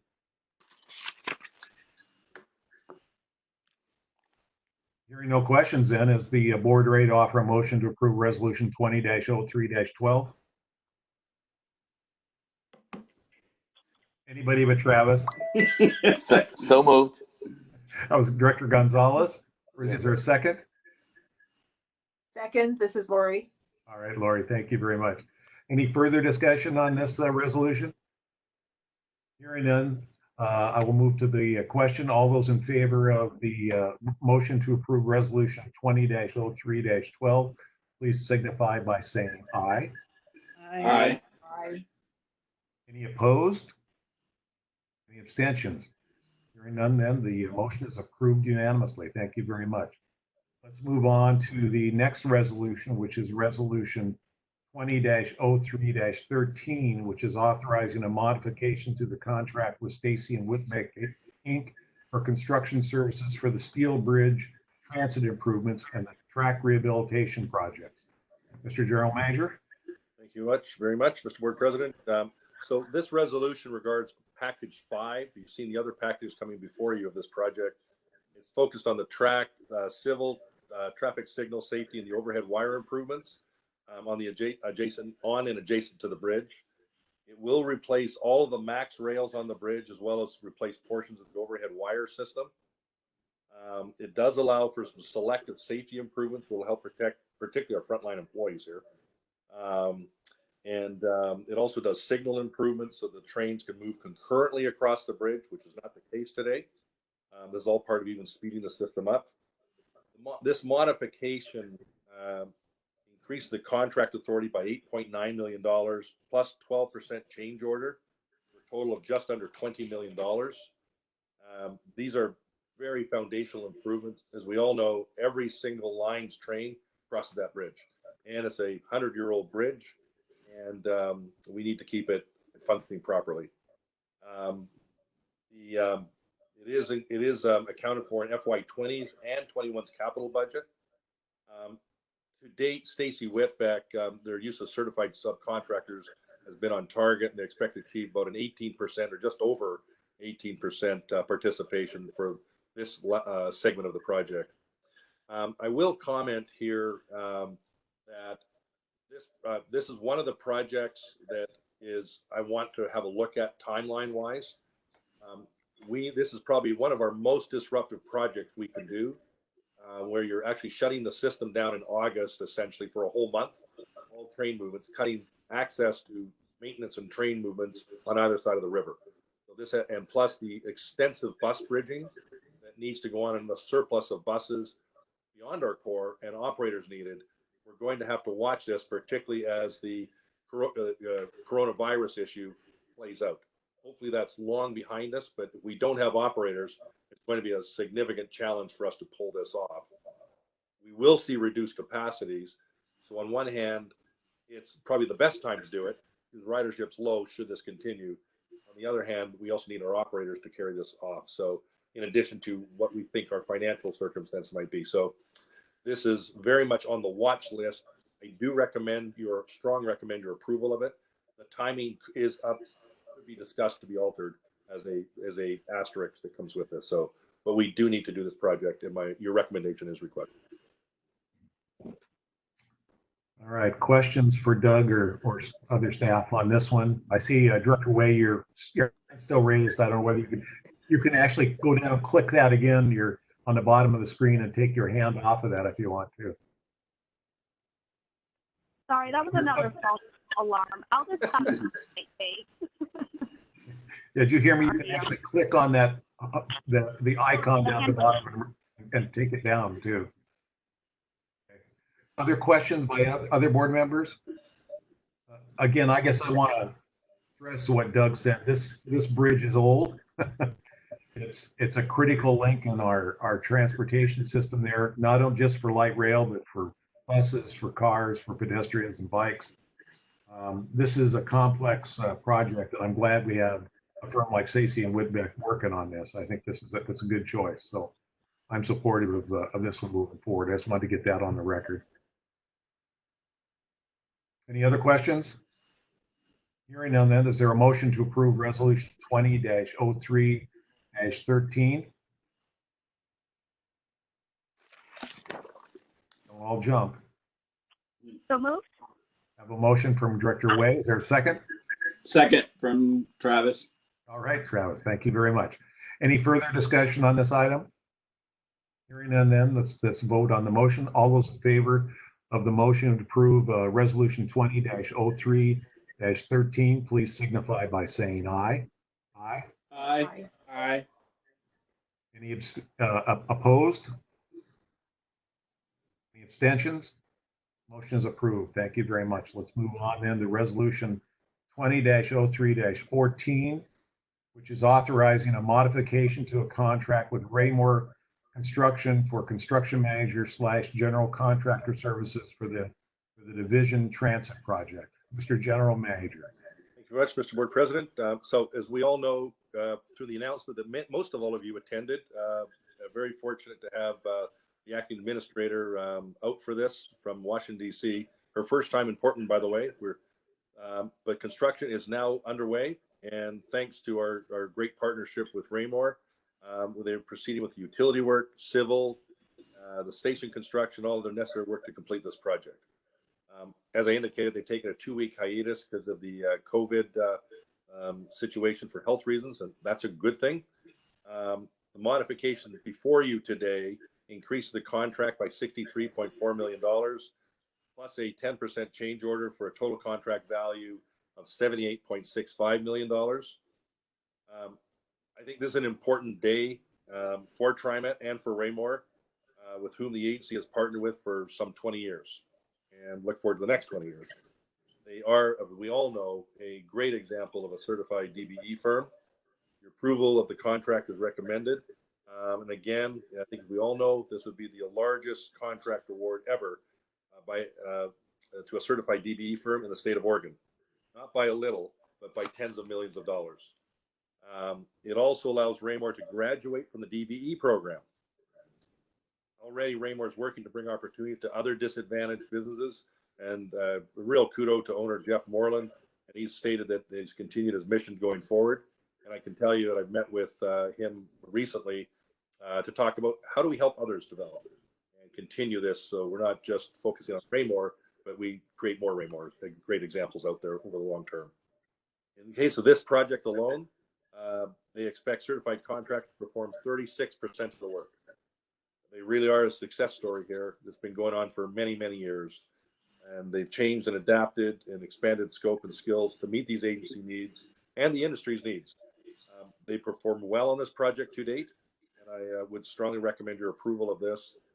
And I know we have Rob Bernard, Michael Kaiser, and Dave Unsworth here, if they can unmute, in case there's any questions on a technical side that you may have.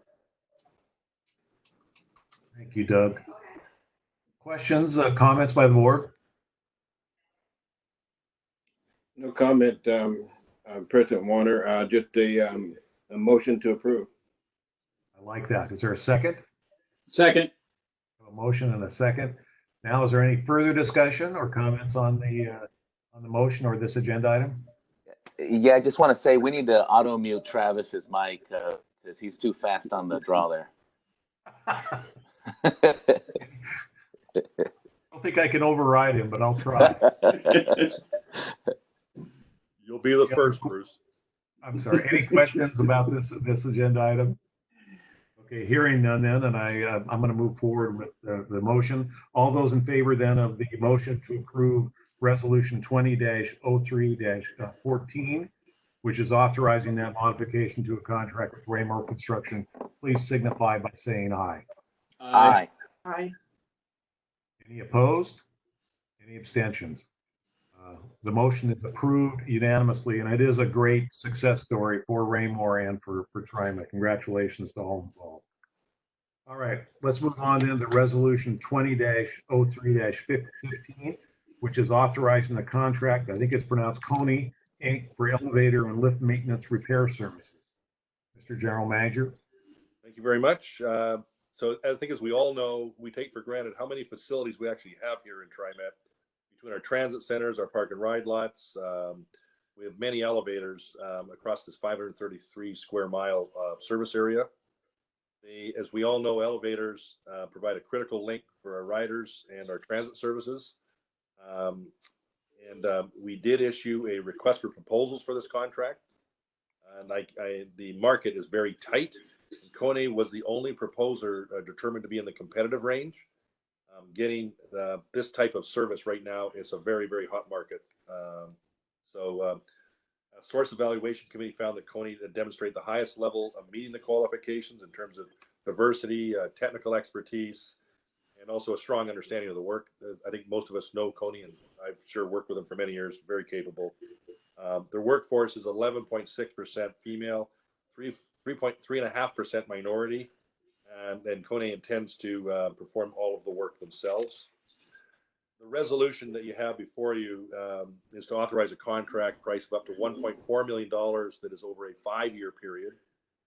The amount is accounted for in our facilities management operating budget for FY20 and will be anticipated through 21 through 25. So I think Karen Powell's available here from our Director of Facilities. If you could unmute Karen right now, and if there's any technical questions. Thank you, Mr. General Manager. Did you have something to add? Unless there are any questions, I believe the report is quite comprehensive. I'll just add that we have a very strong working relationship with Kone, and they have been a good business partner to us. Any other questions, comments by the board on this agenda item? I don't hear any then. Is there a motion then to approve resolution 20-03-15? So moved. It's Linda. Is there a second? This is Lori, second. Thank you very much. With that, is there any further questions or comments by the board? Hearing none, then I'll call the question. All those in favor of the motion to approve resolution 20-03-15, please signify by saying aye. Aye. Aye. Aye. Any opposed? Abstentions? Hearing none, the motion is approved unanimously. Thank you very much. Let's move on then to resolution 20-03-16, which is authorizing the contract Chick of All Trades, LLC, COAT, as you see it on the sides of their vehicles, or employee in charge of on-call monitoring services. Mr. General Manager, do you have a report on this one? I do. Aside from the fact that this is probably one of the best names of all time. I love the name of the company. So under the terms of the existing agreement, an employee in charge would lend an additional layer of safety when work is taking place within 4 feet of our light rail tracks. So this is a safety type of resolution coming before you right now as we continue to bolster up our safety practices and culture in our organization. To me, it's not only necessary, it's critical that we can perform code-required landscaping and storm weather work, treatment facility maintenance in the immediate track areas. It is without this, I think our workers and contractors have been at risk, and we need to improve. We implemented this position as additional safety requirement in June 2018. The invitation to bid resulted in 2 bids for the service. Coates, as it's referred to. Their bid came in at $800,000 under TriMet's independent cost assessment. The terms of the agreement would authorize an amount of up to $1.7 million over a 5-year period. It is budgeted in our fiscal 20-year fiscal 20 budget, operating budget, and it would be proposed in the future operating budgets. And they are a certified DBE firm, and they plan to self-perform all of the work. I recommend this to you for approval. Any questions by the board?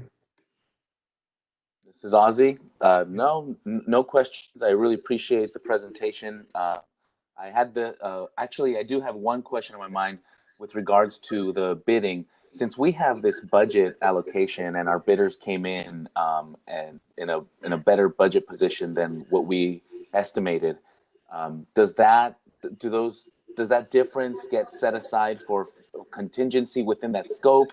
Do we have a responsive enough bid that we feel like that money gets reassigned to other areas? What happens there? Yeah, maybe I can talk to this one. So as you've seen in other ones, sometimes we're over, sometimes we're under. Yes. So here's one where we're under. The contract, as if the board approves this as submitted, they're locked into the dollar amount referred to, the 1.7 million. They and man overseeing the contract do not have authority to allocate any extra dollars beyond what's been authorized here.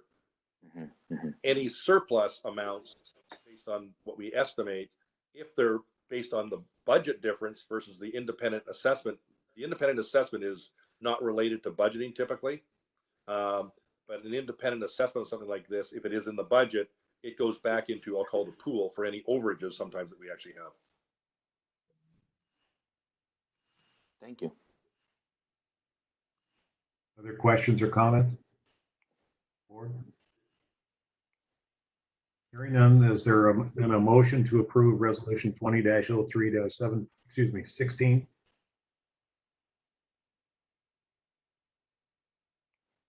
So moved.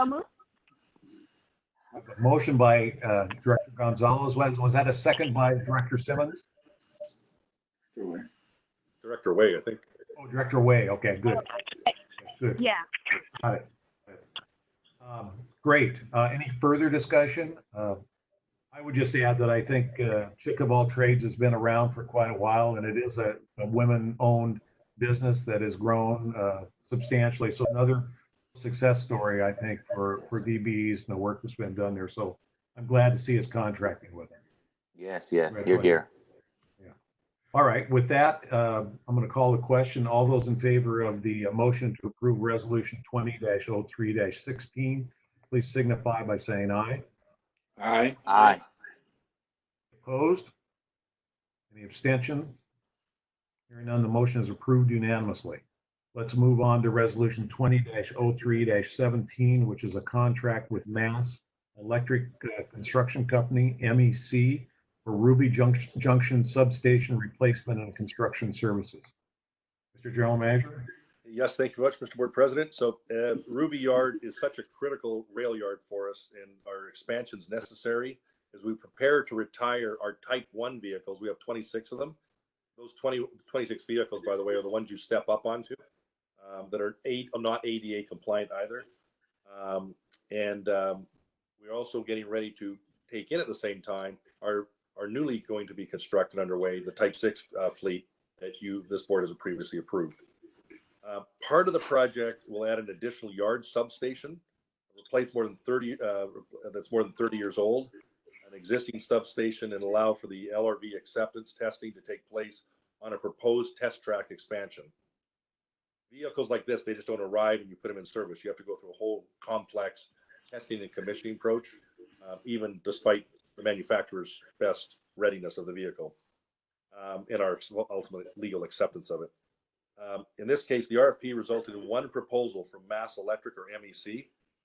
The source evaluation committee found MEC's proposal to be fully responsive. The price came in higher than expected, but was mitigated through a meeting with the company. The resulting best and final offer reflected a price savings of about $400,000 over MEC's initial pricing. So thanks to the steering committee on this. The TriMet staff determined the total contract price of $4.93 million after that negotiation was fair and reasonable.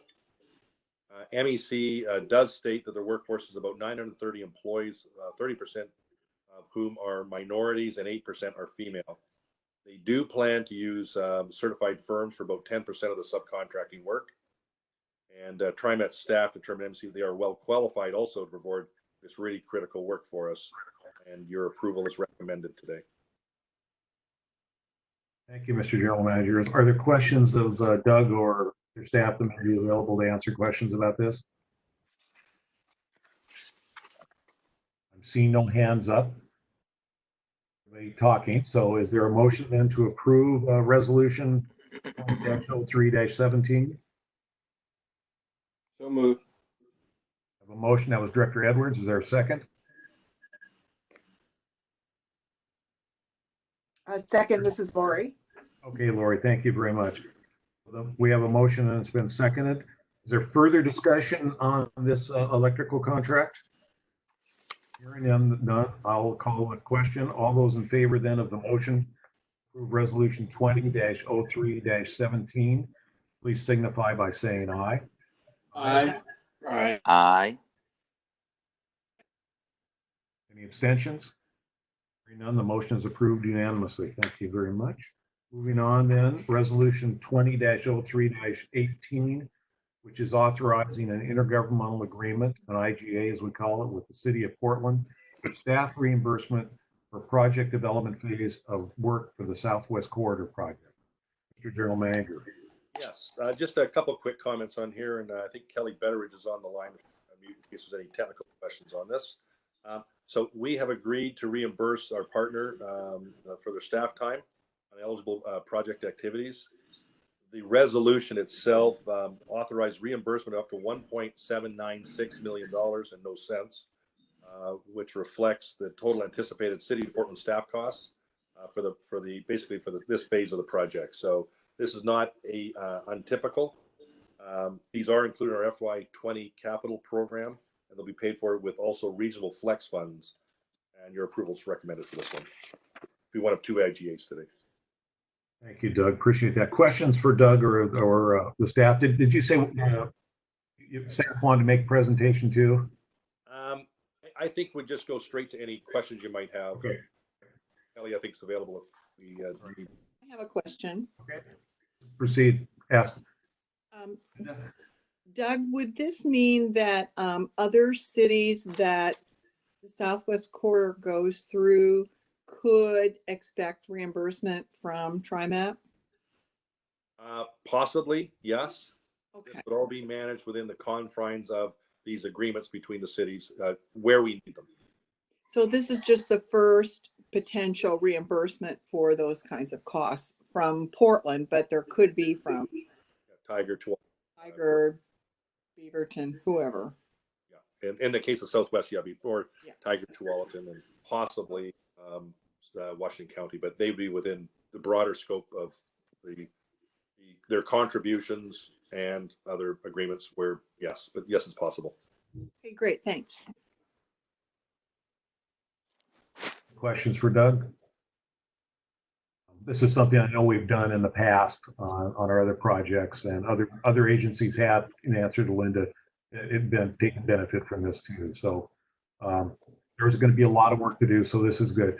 Director Gonzalez, did you have a question? Yes, I just couldn't get to the hand raising icon fast enough. Okay. I just want to know the funding here. Is this all secured funding for this batch of work that's being covered in this resolution for the IGA parties, or is any party waiting on some resolution or measure to be able to secure this funding? Kelly, do you want to comment on that one? Yes, the funding, can you hear me? This is Kelly Betteridge.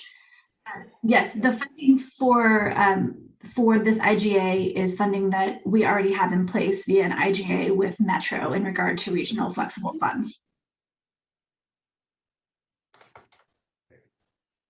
Director Edwards, did I see you have a question? Yes, my question was, what time frame are we talking about for the term of this agreement?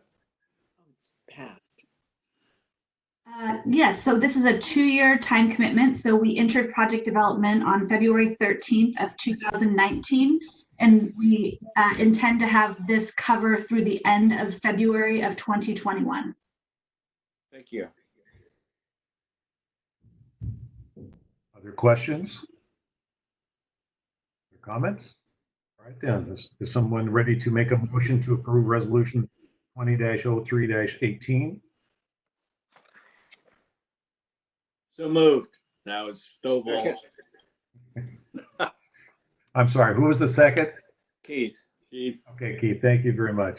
All right, so we have a motion and a second. Any further comments or questions on this item? Hearing none then, all those in favor of the motion to approve resolution 20-03-18, please signify by saying aye. Aye. Aye. Any opposed? Any abstentions? The motion's approved unanimously. All right, well, let's look at the last resolution on our agenda today, which is resolution 20-03-19, which is authorizing an intergovernmental agreement with Metro to exchange funds to benefit regional transportation projects and programs. Mr. General Manager, or should we make Bernie give us the You know what? I'm just going to unplug and watch Bernie do this. This is Bernie. So this resolution allows an exchange of funds between Metro and TriMet. Metro has some federal transportation funds that are excess to its needs, and they have a need for planning resources at their agency that they can't use the federal funds for.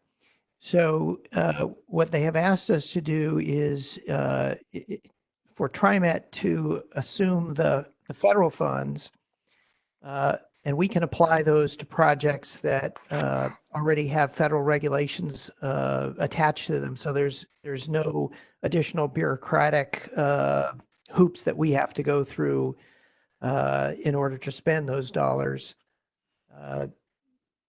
Footnote on that, there are some behind the scenes, but it doesn't cost us any additional money like it would for other agencies to use the federal funds. In exchange, they've asked us to help support their planning efforts with general fund dollars that are more flexible and that they can use for their planning of regional transportation investments, such as the 2020 ballot measure and other projects like enhanced transit corridors and so forth. So the bottom line is we would receive about $7 million. $4 million of that would go into the Red Line project. $3 million of it would go into our maintenance programs, and then we would substitute out general fund dollars that are currently in those maintenance programs. Those would go back to Metro to support their planning efforts. Thank you. Anything you wanted to add, Doug? My recommendation is to approve this. Thank you. I guess I just would say I'm giving Bernie a bad time because he's been involved in many of these agreements over the last 20 or 30 years I've known him. And this is a pretty standard thing that the region has done to help move along projects that need to have some money that's without restrictions to move the various projects along. So I applaud everybody for coming up with this agreement. It's a good piece of work. So with that being said, is there other questions or comments by other board members? And then is there a motion to approve resolution 20-03-19? So moved, Linda. And a second? Was that Keith? Yes. Okay, thank you. Got that for the record. Any further questions or comments? Hearing none, then all those in favor of the motion to approve resolution 20-03-19, please signify by saying aye. Aye. Aye. Any opposed? Abstention? Motion is approved unanimously. Thank you very much. With that, we're going to move into the ordinances. And the first ordinance we have is Ordinance 358. General Counsel, I'm going to ask you to read the ordinance by title only. Thank you, Mr. Board President. Ordinance number 358 of the Tri-County Metropolitan Transportation District of Oregon, amending TriMet Code Chapter 28 to allow unfolded strollers on buses. This is the second reading. Thank you. And again, we had a public hearing at the your last meeting, which I was not present for. But my assumption is that the board is ready to move forward on this item. Is there any questions or comments before I ask the General Counsel to do a roll call vote? Did I see Keith, you're waving your hand there? Nope. Any other questions or comments on this ordinance? I was waving my hand at my wife. Okay.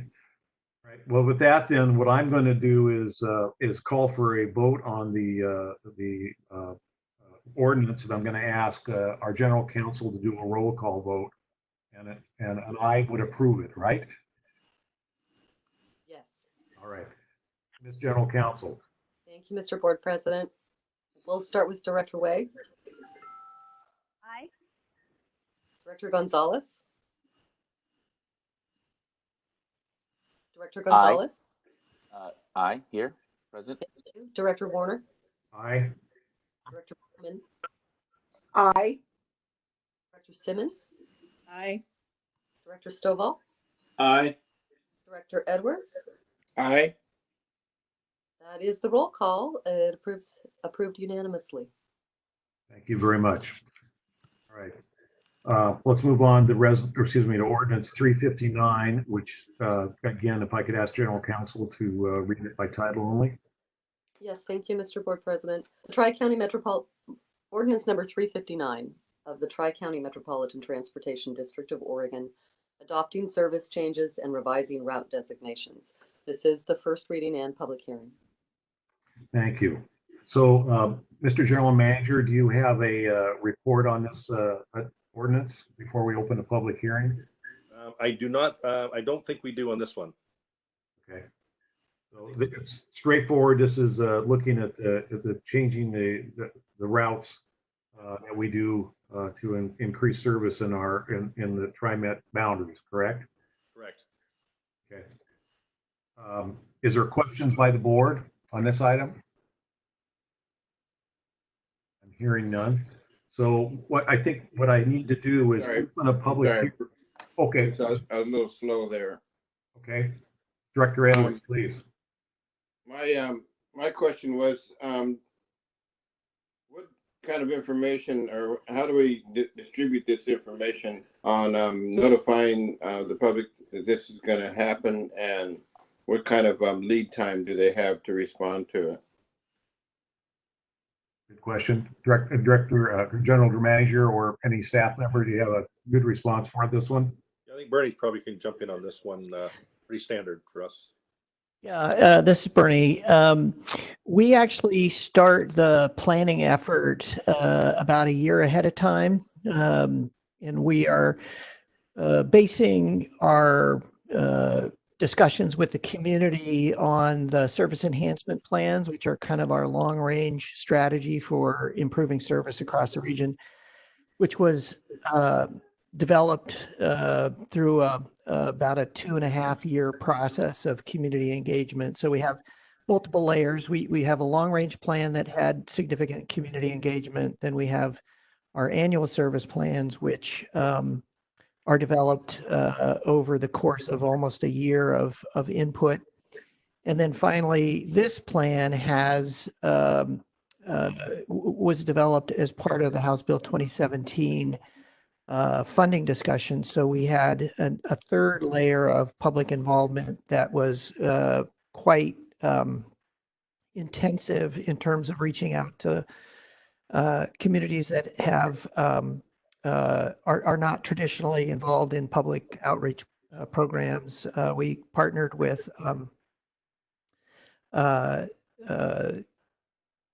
a number of nonprofits like Centro Cultural and others to help us access those non-English speaking communities and make sure that they were participating in the process. Do we also have, thank you, Bernie, do we also have community meetings in each district as well, with notification to try to make sure the community has every opportunity to weigh in on this? Yes, we hold meetings across the region. We didn't hold a meeting in every TriMet board members district this time around because we had done that, and this was more of a refinement of the existing plan than a new plan. But we did hold a series of meetings across the region to get input, and then of course we had all of our normal online surveys. Polling, the TriMet Riders Club, and so forth. I guess my last part of this, given the circumstances that we're under today, that provides a huge challenge for getting responses and feedback from the community. So have you modified the way that we tackle this in order to make sure that we get everyone has an opportunity to be heard? Well, it's a great question. It is a challenge because a lot of the times when we're reaching out to minority communities and non-English speaking communities, low-income communities, it tends to be in person because their access to electronics is not as robust as it might be for the average individual in the community. We haven't figured out a way to resolve that issue yet. All of the public input that was developed for this plan came in before the current crisis was in place. So we did get very good representation. But going forward, you're right. We'll have to develop some new strategies for getting feedback from the community. Thank you very much. Other comments or questions by the board? All right. So this is the opportunity for the public hearing on this ordinance, and I believe we actually set up a way for people to participate over the phone and give us testimony if they're available. Is that right, Ms. Devine? Yes, that's correct, President Warner. We published notice and asked folks if they did want to testify during the public hearing to please contact Board Secretary Kimberly Angove by 5 o'clock yesterday, and she just confirmed that there were no requests to participate. Okay. Well, with that, then I'm going to open the public hearing. I did, and I'm going to close the public hearing. And we need to take no further action on this ordinance today, correct? All right. So I believe we're done with our ordinances and right to the end of our business meeting. Before I adjourn, I want to make sure there's nothing else we need to discuss today. I know that Director Way and I talked last night a bit about youth passes, and that probably connects in with all of the public forum comments we got that I think all of us saw. So Director Way, did you want to talk a little bit about what you had on your mind? Sure. Thank you, President Warner. Hi, everyone. So as you all may have seen, we've gotten quite a few comments submitted via our board email around TriMet really supporting a regional universal youth pass. This has been brought to my attention from some Clackamas County youth as well, who are really seeing the need to have a universal pass that will allow them after school year ends to travel to work, to travel to various appointments, and to basically increase ridership throughout our metro region, especially for a younger demographic. So, and I've also talked to a couple of other elected and public officials who are very much in support of this idea. And you can read in the testimony, but it's, I believe, supported by over 40 different community organizations, really led right now by Multnomah Youth Commission, the Youth Environmental Justice Alliance, and the Getting Together Coalition, who I know has also been actively involved with the Metro 2020 bond. So I think this is an important issue for us to weigh in on. I know that we are going to be getting, the region overall will be getting a significant investment in transportation dollars if the bond passes. And I believe what these groups are really asking for is really a priority for TriMet to take to make sure that we have a universal program where our young people, regardless of whether they live in Washington or Clackamas or Multnomah County, have the opportunity to ride our transit through a program that we already have established through PPS. So it essentially, I believe, would be building on work that is already happening with Portland Public Schools, but expanding it.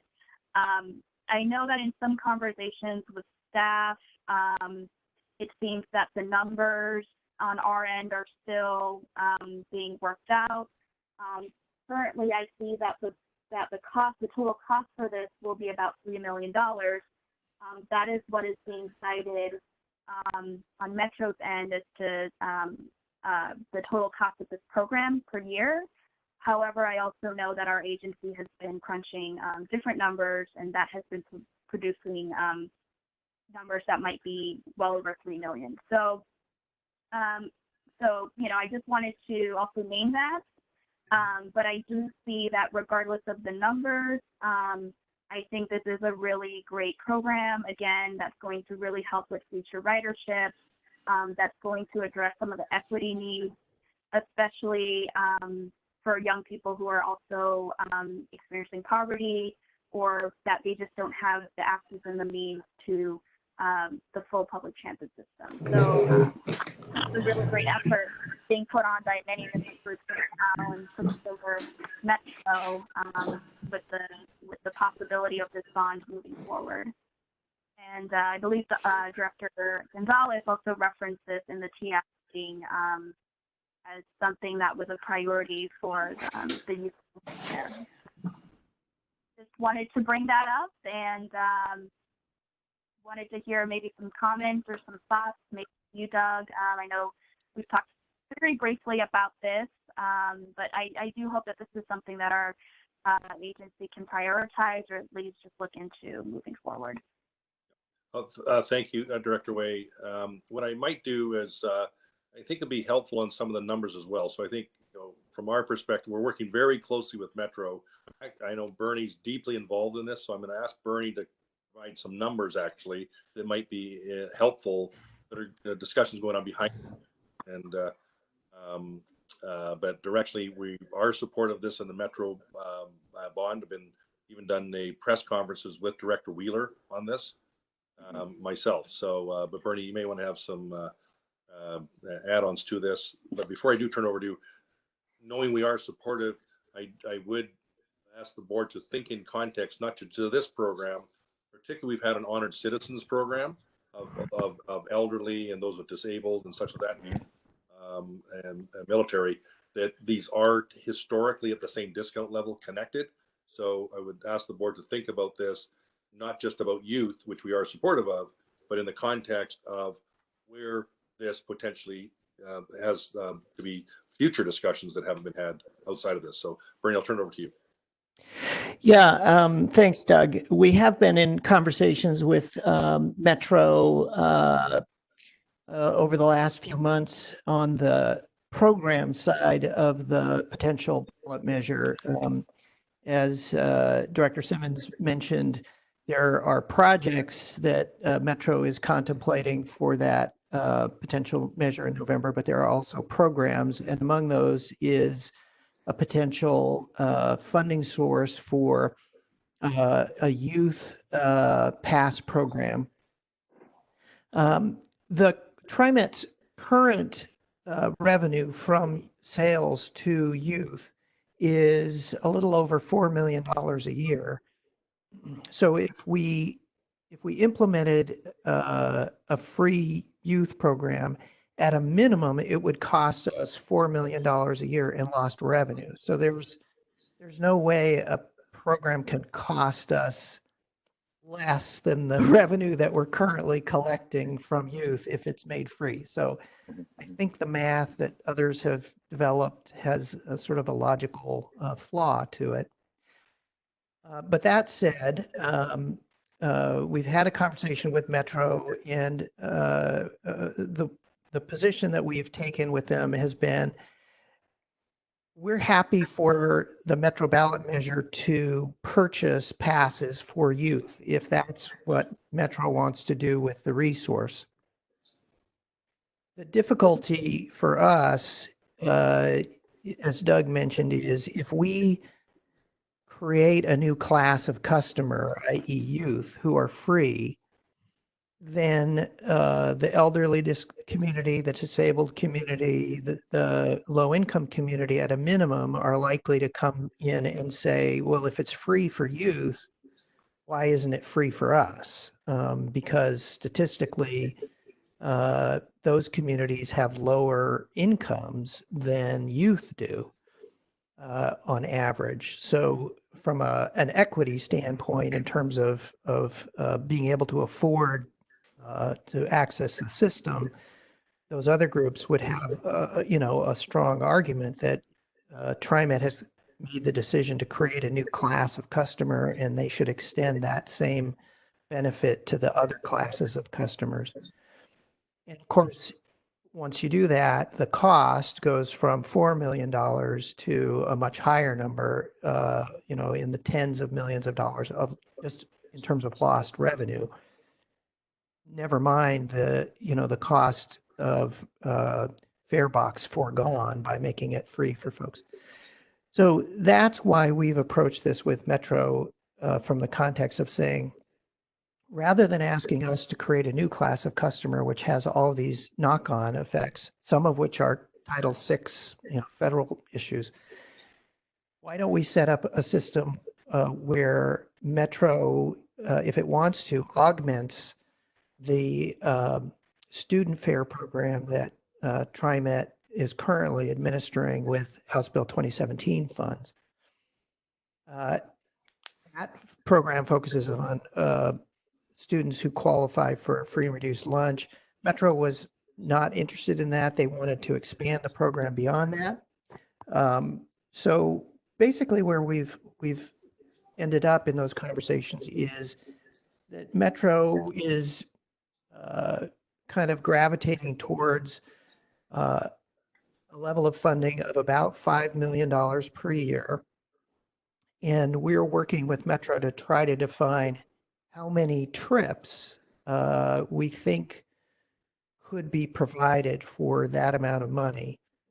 And the unique part of this is that we're looking at it not in terms of buying passes, because if you buy passes, you have to sort of assume the face value of the pass, which is a lot. And then you have to assume that the end recipient of that pass is going to use it to its maximum.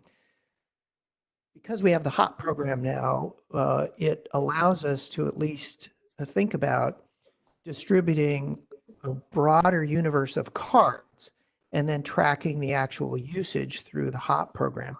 So the concept that we're working with Metro on is to try to predict or project the amount of usage that we would expect to see if we distributed cards to various universes of youth. What we've done is we've got the HOP card now being used by Portland high school students. So we're using that as a kind of a baseline. And we're looking at the number of taps per card per month or per day or per year. And then extrapolating from that, trying to understand, which how much usage there would be in high schools where we actually have lower levels of service than we do in Portland. So there's a bit of guesswork in here, but ultimately the answer will depend on how much money Metro is willing to put forward, whether Metro wants to try to address all youth, which is about 80,000 individuals in the region, whether they want to address all youth who are enrolled in school, which is about 70,000 students, or whether they want to address only those who are enrolled in public schools, which is about 60,000 students. So they have some decision making to do on their end. What we really don't want to do is to project too low of a number and then have, this cards distributed to the community and having people use them and the cards run out of money, 8 months or 10 months into the year. That isn't going to be good for us. It's not going to be good for Metro. So we're trying to reach agreement on a projected cost that, doesn't overstate what we expect the expense to be, but also doesn't understate it either and get us in that problem of having not enough money towards the end of the year.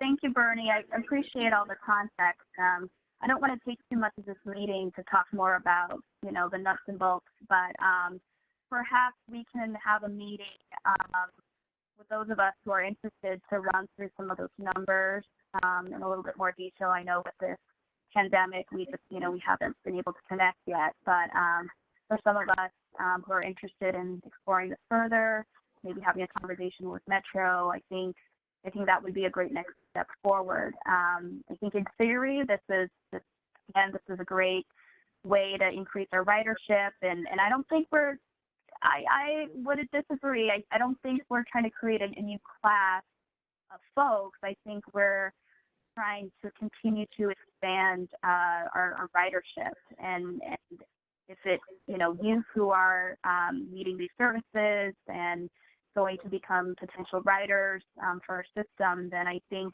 it's a win-win for our agency in the long term. But I appreciate the context. I know that implementing anything that's of a universal, fair youth program sounds a little daunting and really ambitious. And we're not going to get it right the first time, but I think we can have further conversations with some of the partners around the numbers and projections. So just wanted to put that out there, but thank you for the context. I think I'd be happy to set up a board education session to continue this. So happy to do so. I see a couple members, Director Gonzalez and Edwards, have your hands up. Ozzie, you want to go first? Thank you, President Warner. Yes, I wanted to lean into this conversation. Thanks, Director Y, for bringing it up, and I appreciate it, Bernie, for providing that update and context around this conversation. The way I see it, I think we have an interesting opportunity right now. There's clearly a major interest in the community around this concept of both the youth pass as well as this idea of fair transit. And I believe there's a magic opportunity right now to set a template in this youth pass conversation for how we're going to be operating with other agencies to essentially prepay or pre-position for users among different classes to be able to use the system, and we can rely on our agency partners to bring that resource to the table that allows us to have essentially a transfer process where fares are not paid at point of entry, but rather they are essentially validated or cashed in at point of entry. But that cash, that resource, is brought in through agency partners. So what I wanted to say here is, I believe this is an opportunity for us to have a broader conversation, not just for the youth pass, but to look at how our agency partners are able to develop a template like this that the youth pass sets with Metro, where we have an agency bringing funds to something that we can, in a similar fashion, allocate towards being able to be validated by users in some sort of pre-designated way. And we have those funds available for people to be utilizing through the HOP program, and they're tapping, and we still get ridership data. But I do believe that there's an interesting opportunity here for us to have a conversation about how to take the resourcing of this transaction of writing the system off of the point of entry and put it upstream in some other fashion. That allows, I think, a lot of other pools of resources to be brought. And I think the sooner we think of ourselves as not the provider of free service, but the provider of the accessible service that is paid for with these other prepositioned partnerships, we're now talking about a fairless system as it feels to the user. And this is what I think about as an opportunity. And I'm not saying we should be taking the hit on this stuff. I think we should be creating the structure for all of those agency partners to have the opportunity to say, I want to make sure my city or my constituents are their needs are being met in this way. It allows us to have a format that even companies like a Nike or even like a nonprofit to be able to bring resources into a program platform of this nature. And it's not making it free, it's making that fare be covered well in advance of the use. That's how I'm thinking about this issue. So I'd love to be part of this conversation moving forward. I just want to make sure that we're looking, if we're going to be blazing new trails, let's put it in the context of what we can do with it at large, not just one class at a time. Good comment. Director Edwards? Yes, thank you. I agree that this is, I think, a great opportunity.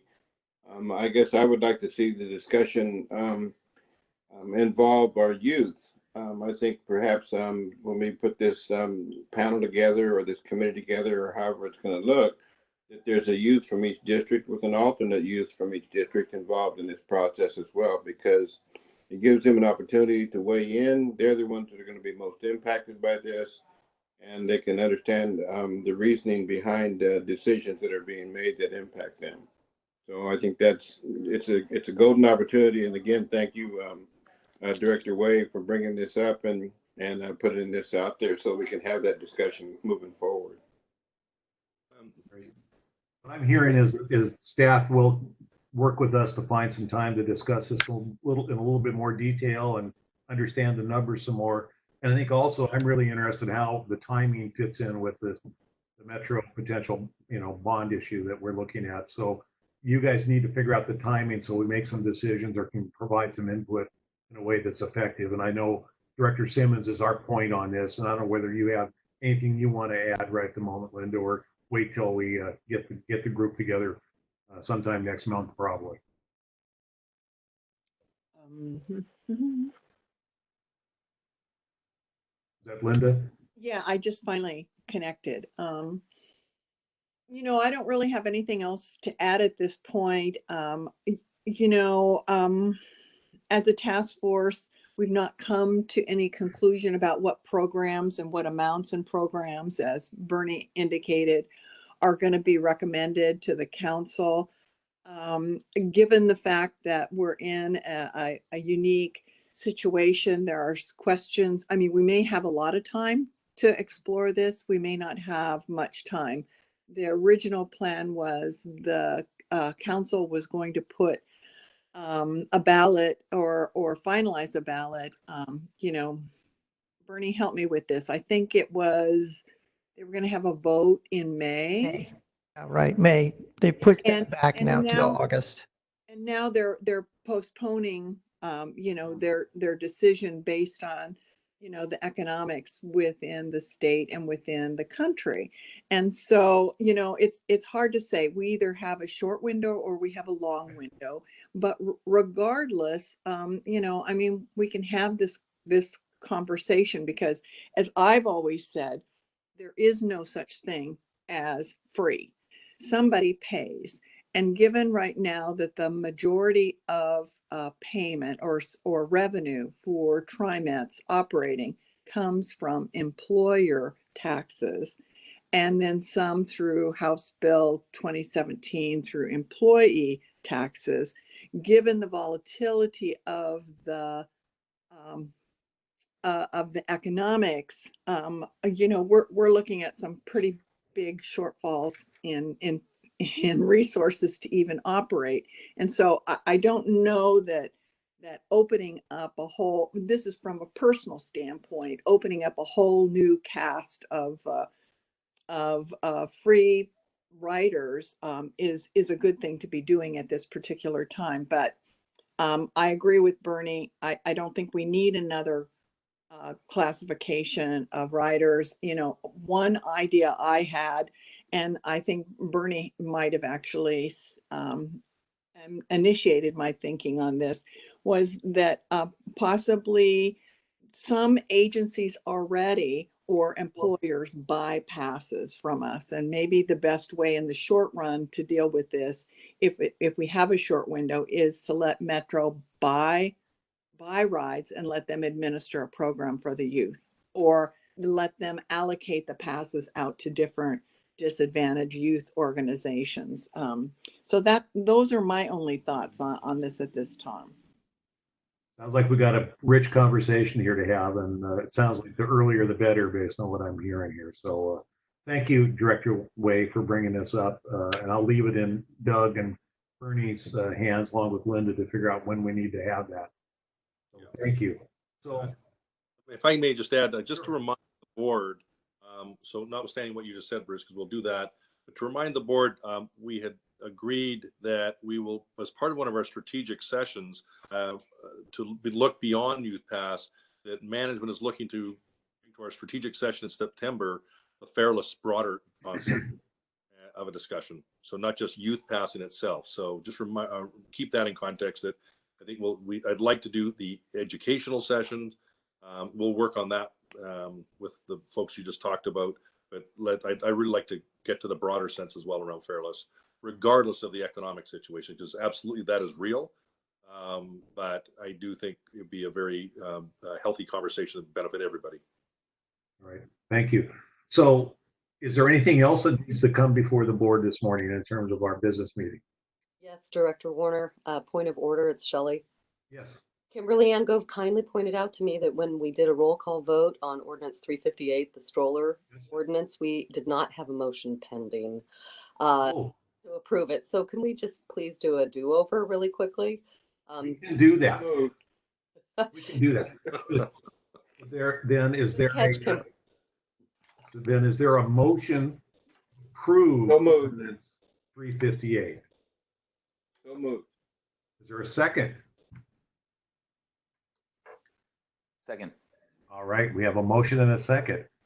With that, unless there's further discussion, I'm going to ask Ms. Devine to do a roll call vote. Thank you, Mr. Board President. Director Wade.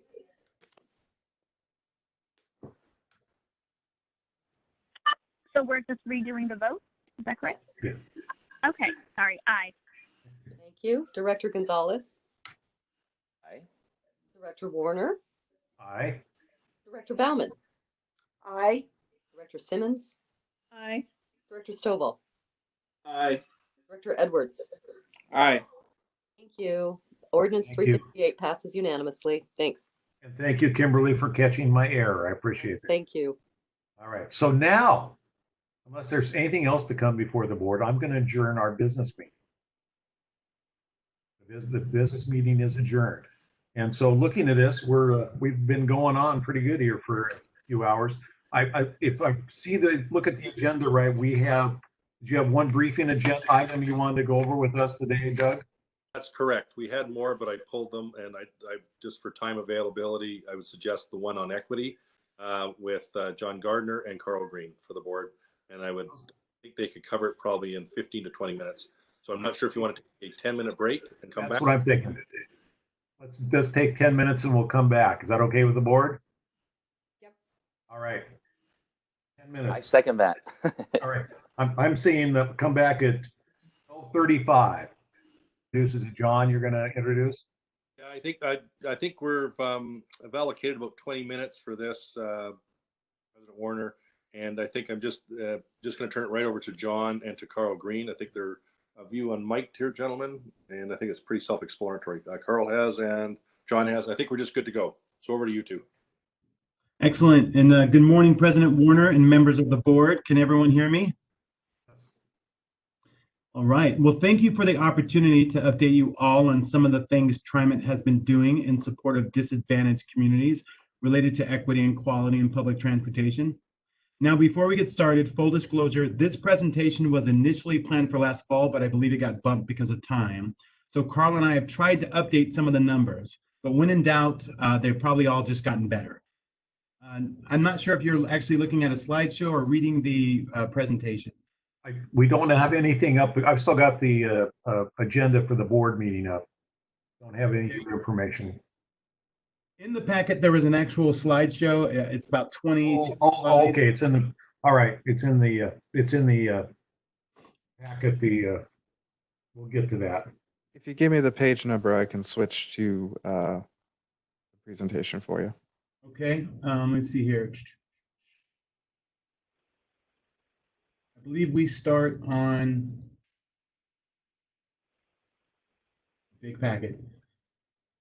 Is it the equity analysis, the Title VI equity analysis? Is that what you're starting from? No, we are. I'm scrolling. It's very much near the end of the packet. Oh, geez. Well, I got the very last one. It says 15 on my packet information. Okay, it is on page 171, Jeff. Okay. All right. Yeah, so beginning in your packet on page 171, we can go ahead and move to the second page that is titled Introduction.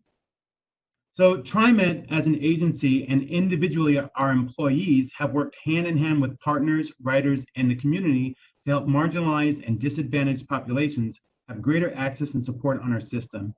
It has been something we have worked to address for decades and continue to refine as life evolves and demographics, travel patterns, and community needs shift. This morning, I wanted to take this opportunity to walk you through what we have done to provide and improve access to transit, specifically our efforts in support of equity and access for our community. To quickly cover our existing measures, we have broken them out into 4 categories, including system structure, fare structure, policies and engagement, and advocates and partnerships. During this morning's presentation, I will have the benefit of help from Mr. Carl Jr., TriMet's Civil Rights and Title VI Program Administrator. I will ask Carl to get us started and walk through the next few pages. Carl? Next slide, please. All right, so good afternoon, President Warner, fellow directors, and staff. Let's first review our existing service and system through the lens of equity. Specifically, how our nationally recognized Title VI program has established system performance and policies that guide TriMet in providing transit service, design, and amenities that are equitable across our system. This is in congruence with TriMet's business plan, where we annually assess 6 metrics, which include service frequency and span, on-time performance, vehicle loads, service availability, stops and amenities, vehicle assignments. And as of our spring 2019 service monitoring report, it denotes that, or the results denote that we are as good or better for these 6 different metrics comparing minority versus non-minority and low income versus non-low income. An additional measure that we analyze as well is revenue hours being allocated to areas at or above the service district average for minority and income status. And as you can see with the slide before you, or the page before you, that out of the 92 TriMet lines, 50 are considered low-income bus lines, 5 MAX lines, and our West Commuter Rail is considered low-income. Next slide, please.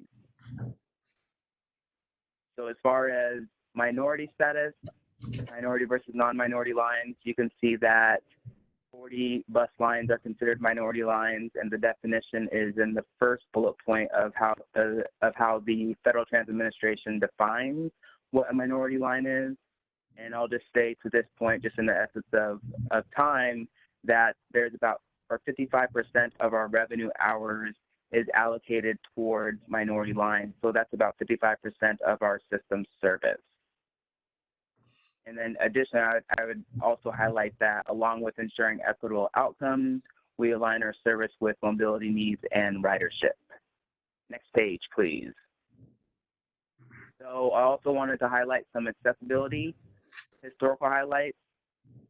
Just wanting to indicate that TriMet was the first North American system to specify the need for and operate low floor light rail vehicles. This is to facilitate ease of access. The Community Committee on Accessible Transportation, our CAT committee, was very instrumental in that decision. And then I also reached out to our paratransit, our ATP leadership, Margot Moore and Eileen Collins, and they also wanted to mention that TriMet is the first paratransit operation in the nation to offer e-fare to their customers. And that's one thing that they wanted to highlight. So the next slide, please. So an additional factor that our staff has been involved with is launching the pedestrian network analysis that launched back in November of 2019. So as far as today, or where we're at today, coming April, we are developing recommendations to our government agencies and the broader community, just to provide them different recommendations of how to carry out our pedestrian plan. And I was brought in early onto the conversation to ensure that equity is part of that conversation. So working with our staff here within TriMet. And then at the tail end of it, I'll be producing a Title VI report, which will provide the equity framework. Next slide, please. So this slide is about environmental justice and sustainability, which is something that TriMet has been dedicated and committed to ensure that we are advancing environmental initiatives to benefit communities of concern. As you can see here, in 2015, we deployed hybrid electric buses, and in 2019, our first battery electric buses. Both of those lines, the lines 72 and 62, are considered minority and low-income lines. So that's very great as far as environmental justice goes.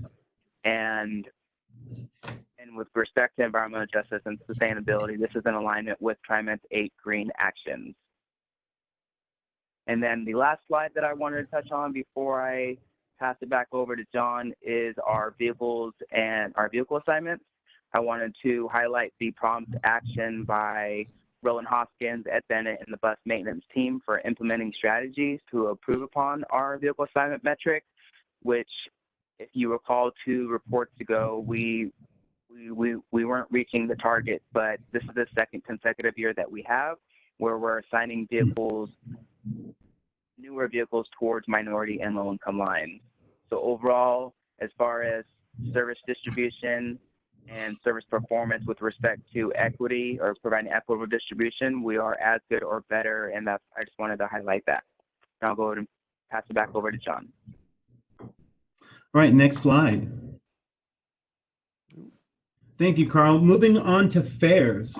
Over the years, demographics and travel patterns shifted, with more transit-dependent and low-income riders moving to neighborhoods on the fringe of regular or frequent service.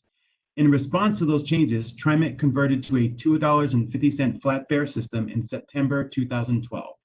This made it simpler for riders and made the bus and train transfer times the same, at 2 hours. The change also emphasized a $5 all-day fare.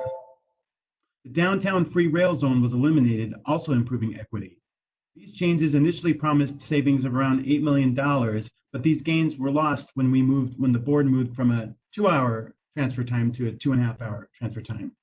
Throughout all these changes, it's important to note that we have not increased fares since 2012. Next slide.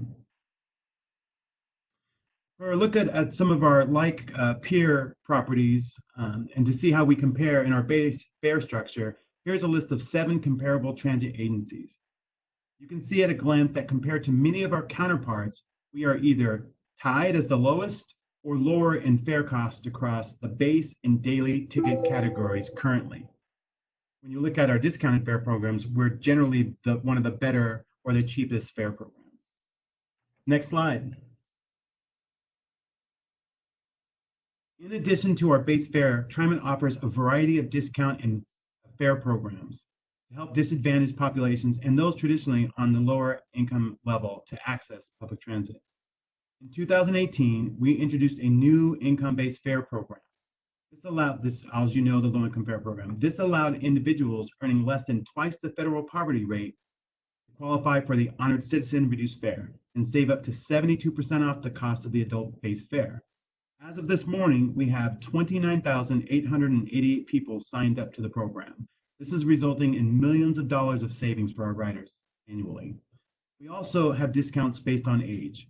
Children 6 and under ride for free with a paying passenger, and minors aged 7 to 17 qualified for a reduced youth fare. Also, seniors 65 and older qualify for a reduced fare.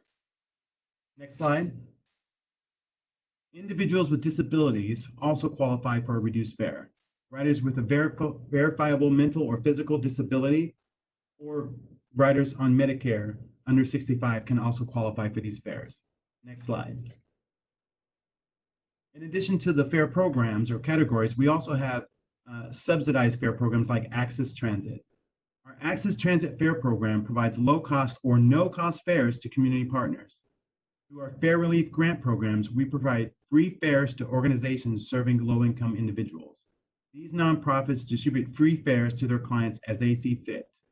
Annually, we provide more than $1 million worth of free fares to over 100 nonprofits and community-based organizations.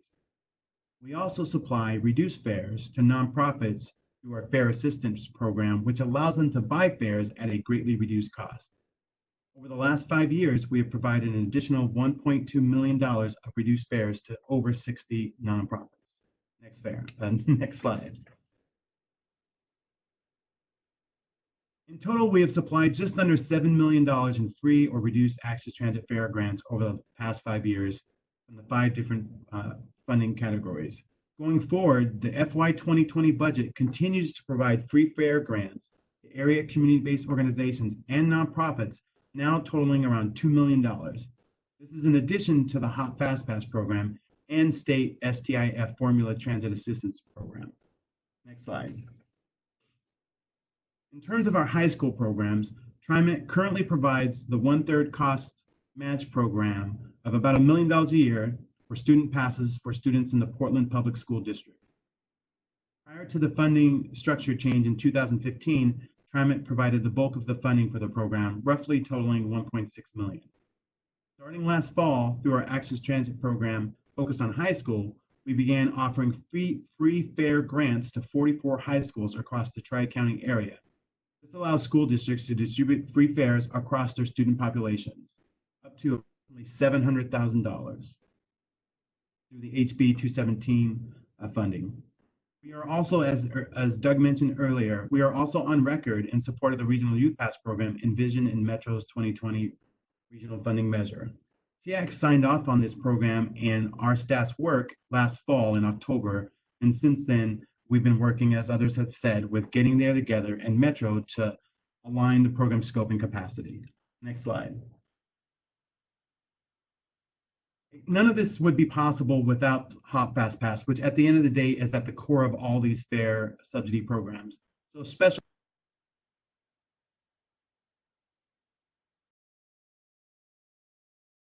program subsidy work across the different models. With the launch of HOP Fast Pass, TriMet provided more equity as well as discounts and added benefits for transit-dependent riders. I think people forget that HOP brought fare capping, allowing riders to pay their way to a day or monthly pass, one ticket at a time, without the upfront cost of a pass. Once the cost of a month pass is reached, riders ride for free the rest of the calendar month.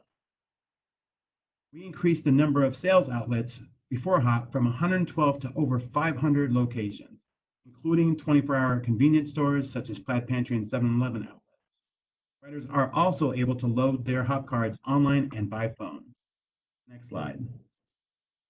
In terms of policies and engagement, over the years, we have set policies to prioritize equity and ensure we are guided by equitable practices. As you all know, we have a robust transit equity, inclusion, and community affairs department, which guides and governs our practices. Within our department, as Carl mentioned, we have a nationally recognized Title VI and Civil Rights program. We also have a nationally recognized disadvantaged business enterprise program supporting minority contractors and workers. As you've heard, we have a suite of fare subsidy programs and initiatives to make the cost of using the system affordable. We also have a very robust community engagement program for transit projects and initiatives that ensure community, rider, business, and stakeholder participation in all phases of our projects. And we have a brand new and emerging language access plan to strengthen our efforts with limited English proficient communities moving forward. We have also made great progress in our efforts to decriminalize fare enforcement. And in the past 5 years, we've conducted 2 third-party independent analyses of our system's fare enforcement practices, led by Portland State University. And as you know, both analyses found no systemic bias. For context, TriMet is one of only 2 transit agencies nationally that has done this level of assessment. Next slide, please.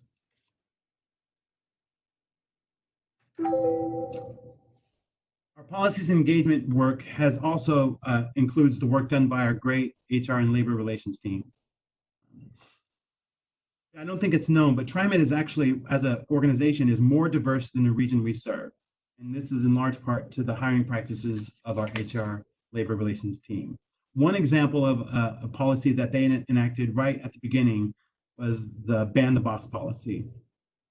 It's an example of progressive hiring policies that TriMet has instituted since 2016. For context, the slide you're looking at now shows you that a little less than half the states in the US have established laws regarding ban of the box, even 4 years later. It's just one of many steps TriMet has taken to ensure we are and continue to be an equitable employer. Next slide, please. As far as community engagement, TriMet engages with communities, specifically marginalized and disadvantaged communities, when it comes to developing policy changes in support of new capital projects, service changes, proposed fare changes, and operational procedures. As I said before, we have a strong transit equity advisory committee with 18 member organizations that provides important feedback. And through TIAC, we've actually implemented additional 4 subcommittees made up of dozens of partner agencies and individuals to ensure a strong community voice in all that we do. We also partner with community-based organizations to communicate with and solicit feedback from disadvantaged communities by partnering to host listening sessions, workshops, and open houses in a variety of languages all across the region. This is especially helpful during service discussions and policy changes to make sure we capture feedback across all of our transit-related construction projects and our initiatives before we move anything forward. Next slide.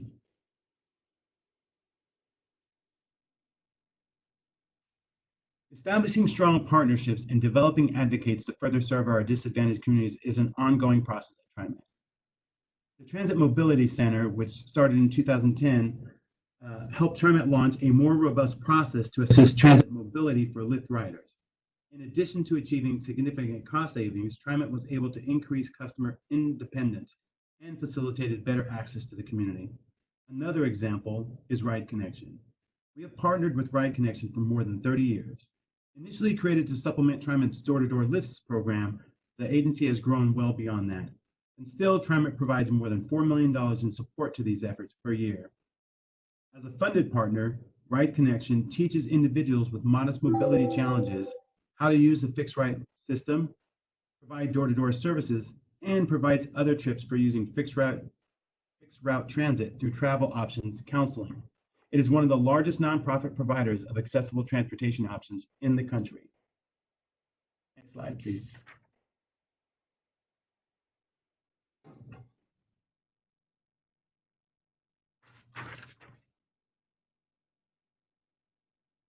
For the past 50 years, TriMet has been the regional advocate for a strong transit system to best serve our community. We know that transit is central to our region, and we have championed more and better transit service for everyone in our community. Most recently, this can be seen in the pursuit of the HB 217 legislation. TriMet leaders were instrumental, testifying before state legislators, along with a strong contingent of regional partners, to get dedicated funding with the goals of establishing a low-income fare program and pursuing more equitable service. We have also created a framework for transit improvements. As a qualified entity, TriMet oversees the region's statewide Transportation Improvement Fund, planning processes, and manages STIF funding. TriMet also prepares and submits the Tri-County Public Transportation Improvement Plan to the Oregon Transportation Commission. The 5-year plan accounts for community growth, projected STIF revenue, transit service options, and equity needs. Our Transit Equity Advisory Committee developed a diversity and transit equity index to aid in planning transit service investments. The initial map was approved by the HB 217 Public Transit Advisory Committee and is still guiding efforts moving forward. Next slide, please. For my part, I am very appreciative to all of your participation, as well as boards of the past, aiding our efforts to assist disadvantaged communities, establish robust system structure, refine fair and enforcement goals and strategies, approve policies, participate in engagement, partner and advocate. And with your help, we will continue to ensure that equity is a core value and commitment moving forward. So that's a lot, but what questions do you have? Thank you, John Carl. That's a pretty impressive presentation you put together there, just reminding us all what TriMet has done and continues to do in this area. I hope this is something you can take out to some of the interest groups out there that sometimes actually beat us up about this, because I don't think they frankly understand all of the things that TriMet has been doing. So that's obviously a commentary other than a question. So I'll turn it over to the board for questions or comments on this one. Thank you. This is Ozzy. I want to jump in real quick because as the board representative at TIAC, I find all these wonderful messages, this information that John is sharing now. First, thanks, John, for sharing all that. Very impressive, especially when you stack us against other agencies, and even more so when you stack us against other public agencies within our region. So these metrics that show how much we have of a good story to share don't necessarily get reflected outside as much as I wish they would. So it's not so much a question, although it's a question in my mind, but this is really a comment to the board and to the agency. How do we ensure that these fantastic things we're doing worth celebrating are getting airtime? How do we make sure that the city sees that story, or the region, pardon me? Yeah, that was my comment. So Ozzy, I will just offer a couple things. We agree. We are so busy creating a good story, we don't tell it as much as we should. So we are launching, with help of JC and Dave Whipple and others, equity focused website. Oh, I'm sorry, someone's speaking.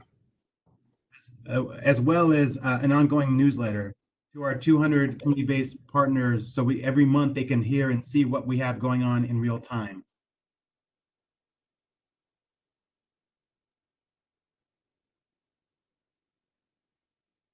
Other comments from the board? Yes. Okay, Keith. Thank you, John and Carl. I appreciate the presentation. That was very good, and the work that we've been doing has been great as well. I would like to see, or perhaps have explored, I know we have dinners that we go to during the year that are that come from this division. And I guess I would like to see some follow-up interaction with those groups and the agencies that we support in regard to getting to know their staff better, and then getting to know more about TriMet. Again, that's kind of a promotional issue, but at the same time, also getting involved with some of their constituents and with the different organizations that we're involved with as well, and exploring that and seeing if that is something that's viable that will work for TriMet. Because I think there could be a huge benefit to that if we start having more of a partnering relationship rather than just a donor relationship. I agree. This is Bruce. Back to Ozzy's comment. I mean, I think you're issuing a challenge to us some ways, because I think there is great opportunities here. This is a pretty nice presentation. It's not a short presentation, but it's a very good presentation, and I think. As we as board members, if we get invited to dinners or opportunities to speak, I think we ought to have this in our toolkit. And also, I think we ought to advise some of our interest groups of this tool available. And we'd actually like to come talk with them about what we've been doing so that they do understand what we're up to, and also get their feedback where we can even improve further. I have a question. A couple comments. Thank you so much, John and team, for this presentation. I thought it was very informative. The question that I had was around that that kind of that map that showed the minority.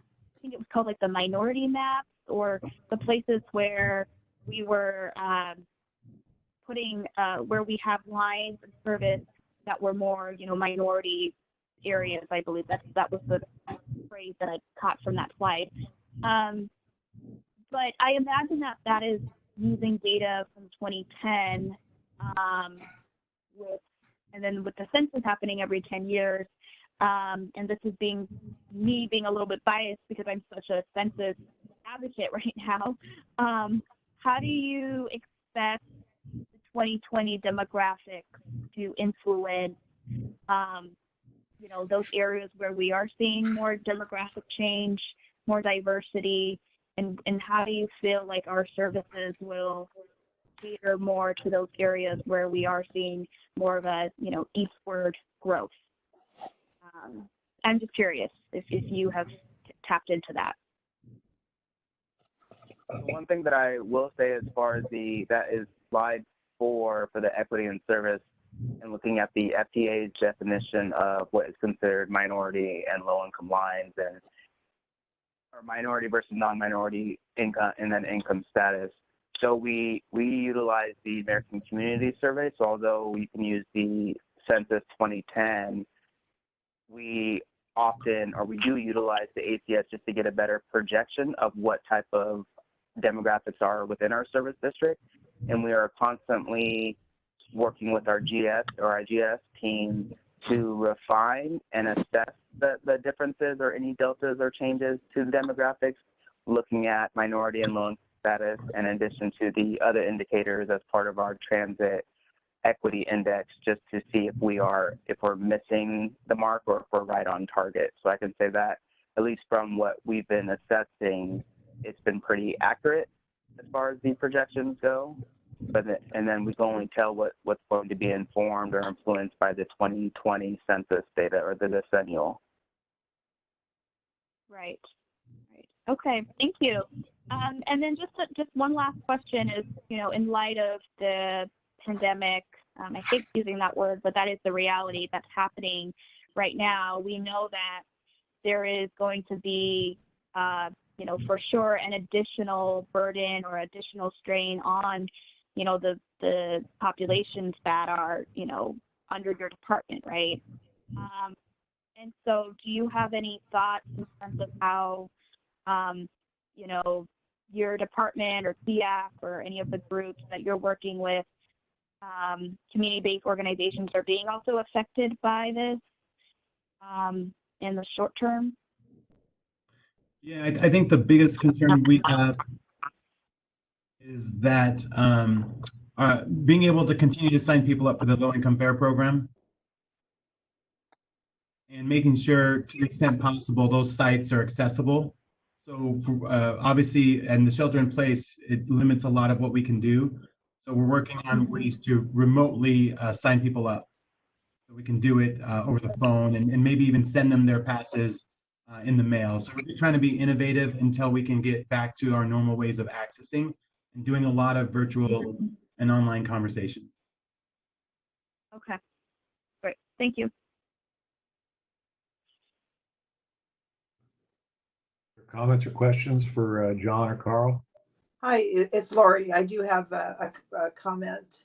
This is an excellent presentation and really pulls things together. I think that the CAT committee might also enjoy hearing this presentation.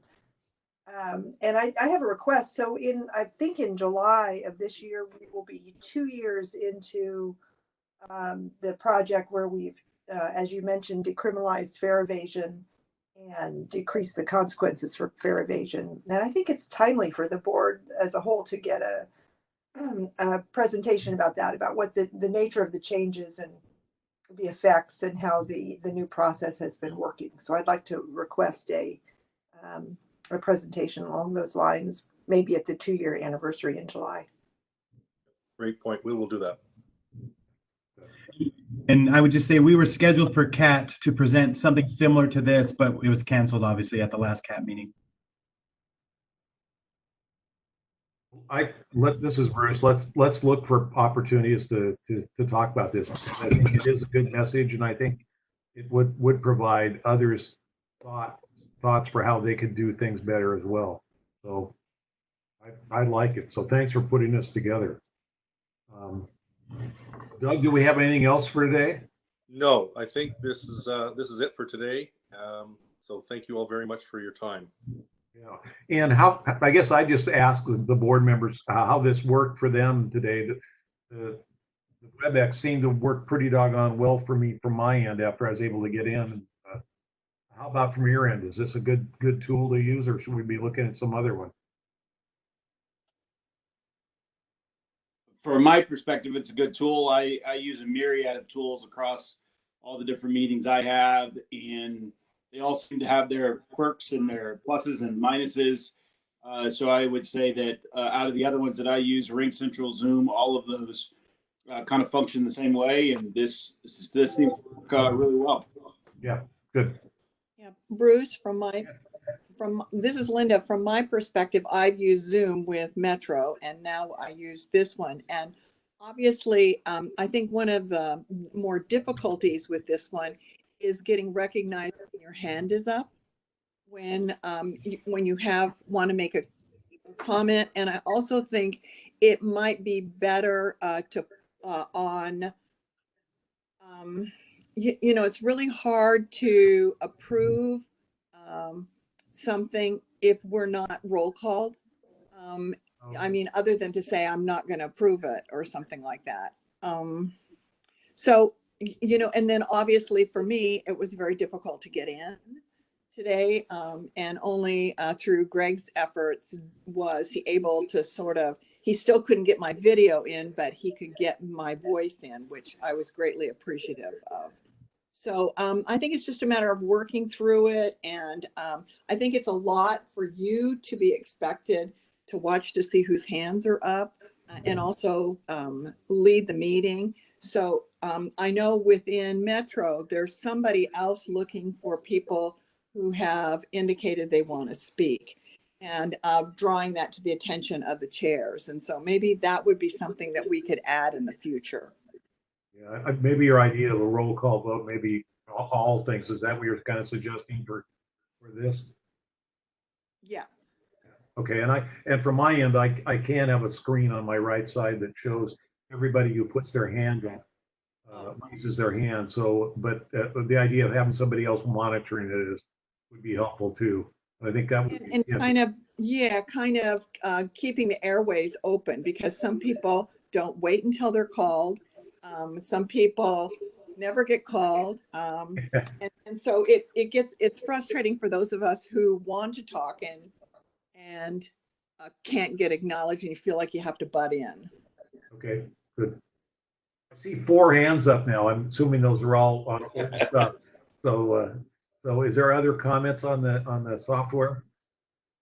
This is Keith. It works well for me. I appreciate it, and I like the idea. I don't know if there's a way that the hands going up can be sequenced, so you call folks in order or not. But other than that, I think it's a very good system and it works well. And you're saying you're always the first to raise your hand? Is that what you're saying? No, I don't think so. But I think that if they're sequential, I think that just makes it easier for you. Yeah, so you don't have somebody that raise their hand first and they're the 4th person for you to call on the comment. Yeah. Kathy, were you trying to raise your hand or just talk? Okay. All right. Well, good. I felt it worked pretty doggone well. I'm used to it, but thank you, Linda, for watching out for me in terms of trying to watch everything. But this WebEx actually did work fairly well after I was able to get into. So hopefully we can figure out all those little quirks before we try it again. Okay. Bruce, I would just say, just the offer for the front end problem that a number of us had. I understand that was a far bigger issue, what's called our VPN network. It was actually a bigger issue than just this call. So it was down for about 5 to 10 minutes, ironically enough, just when we were getting going. So it was beyond the tool itself. So I just don't just, I would say it's not the tool's fault right now. Okay, cool. Yes, there were some unfortunate disconnection issues that came into play right before the meeting was going to start, and that it disconnected a few people. Okay. Well, again, thank you for all your efforts. I appreciate that. I think we're ready to all exit the meeting. And I will, for Commissioner Way's benefit, let her know that I did go online and do my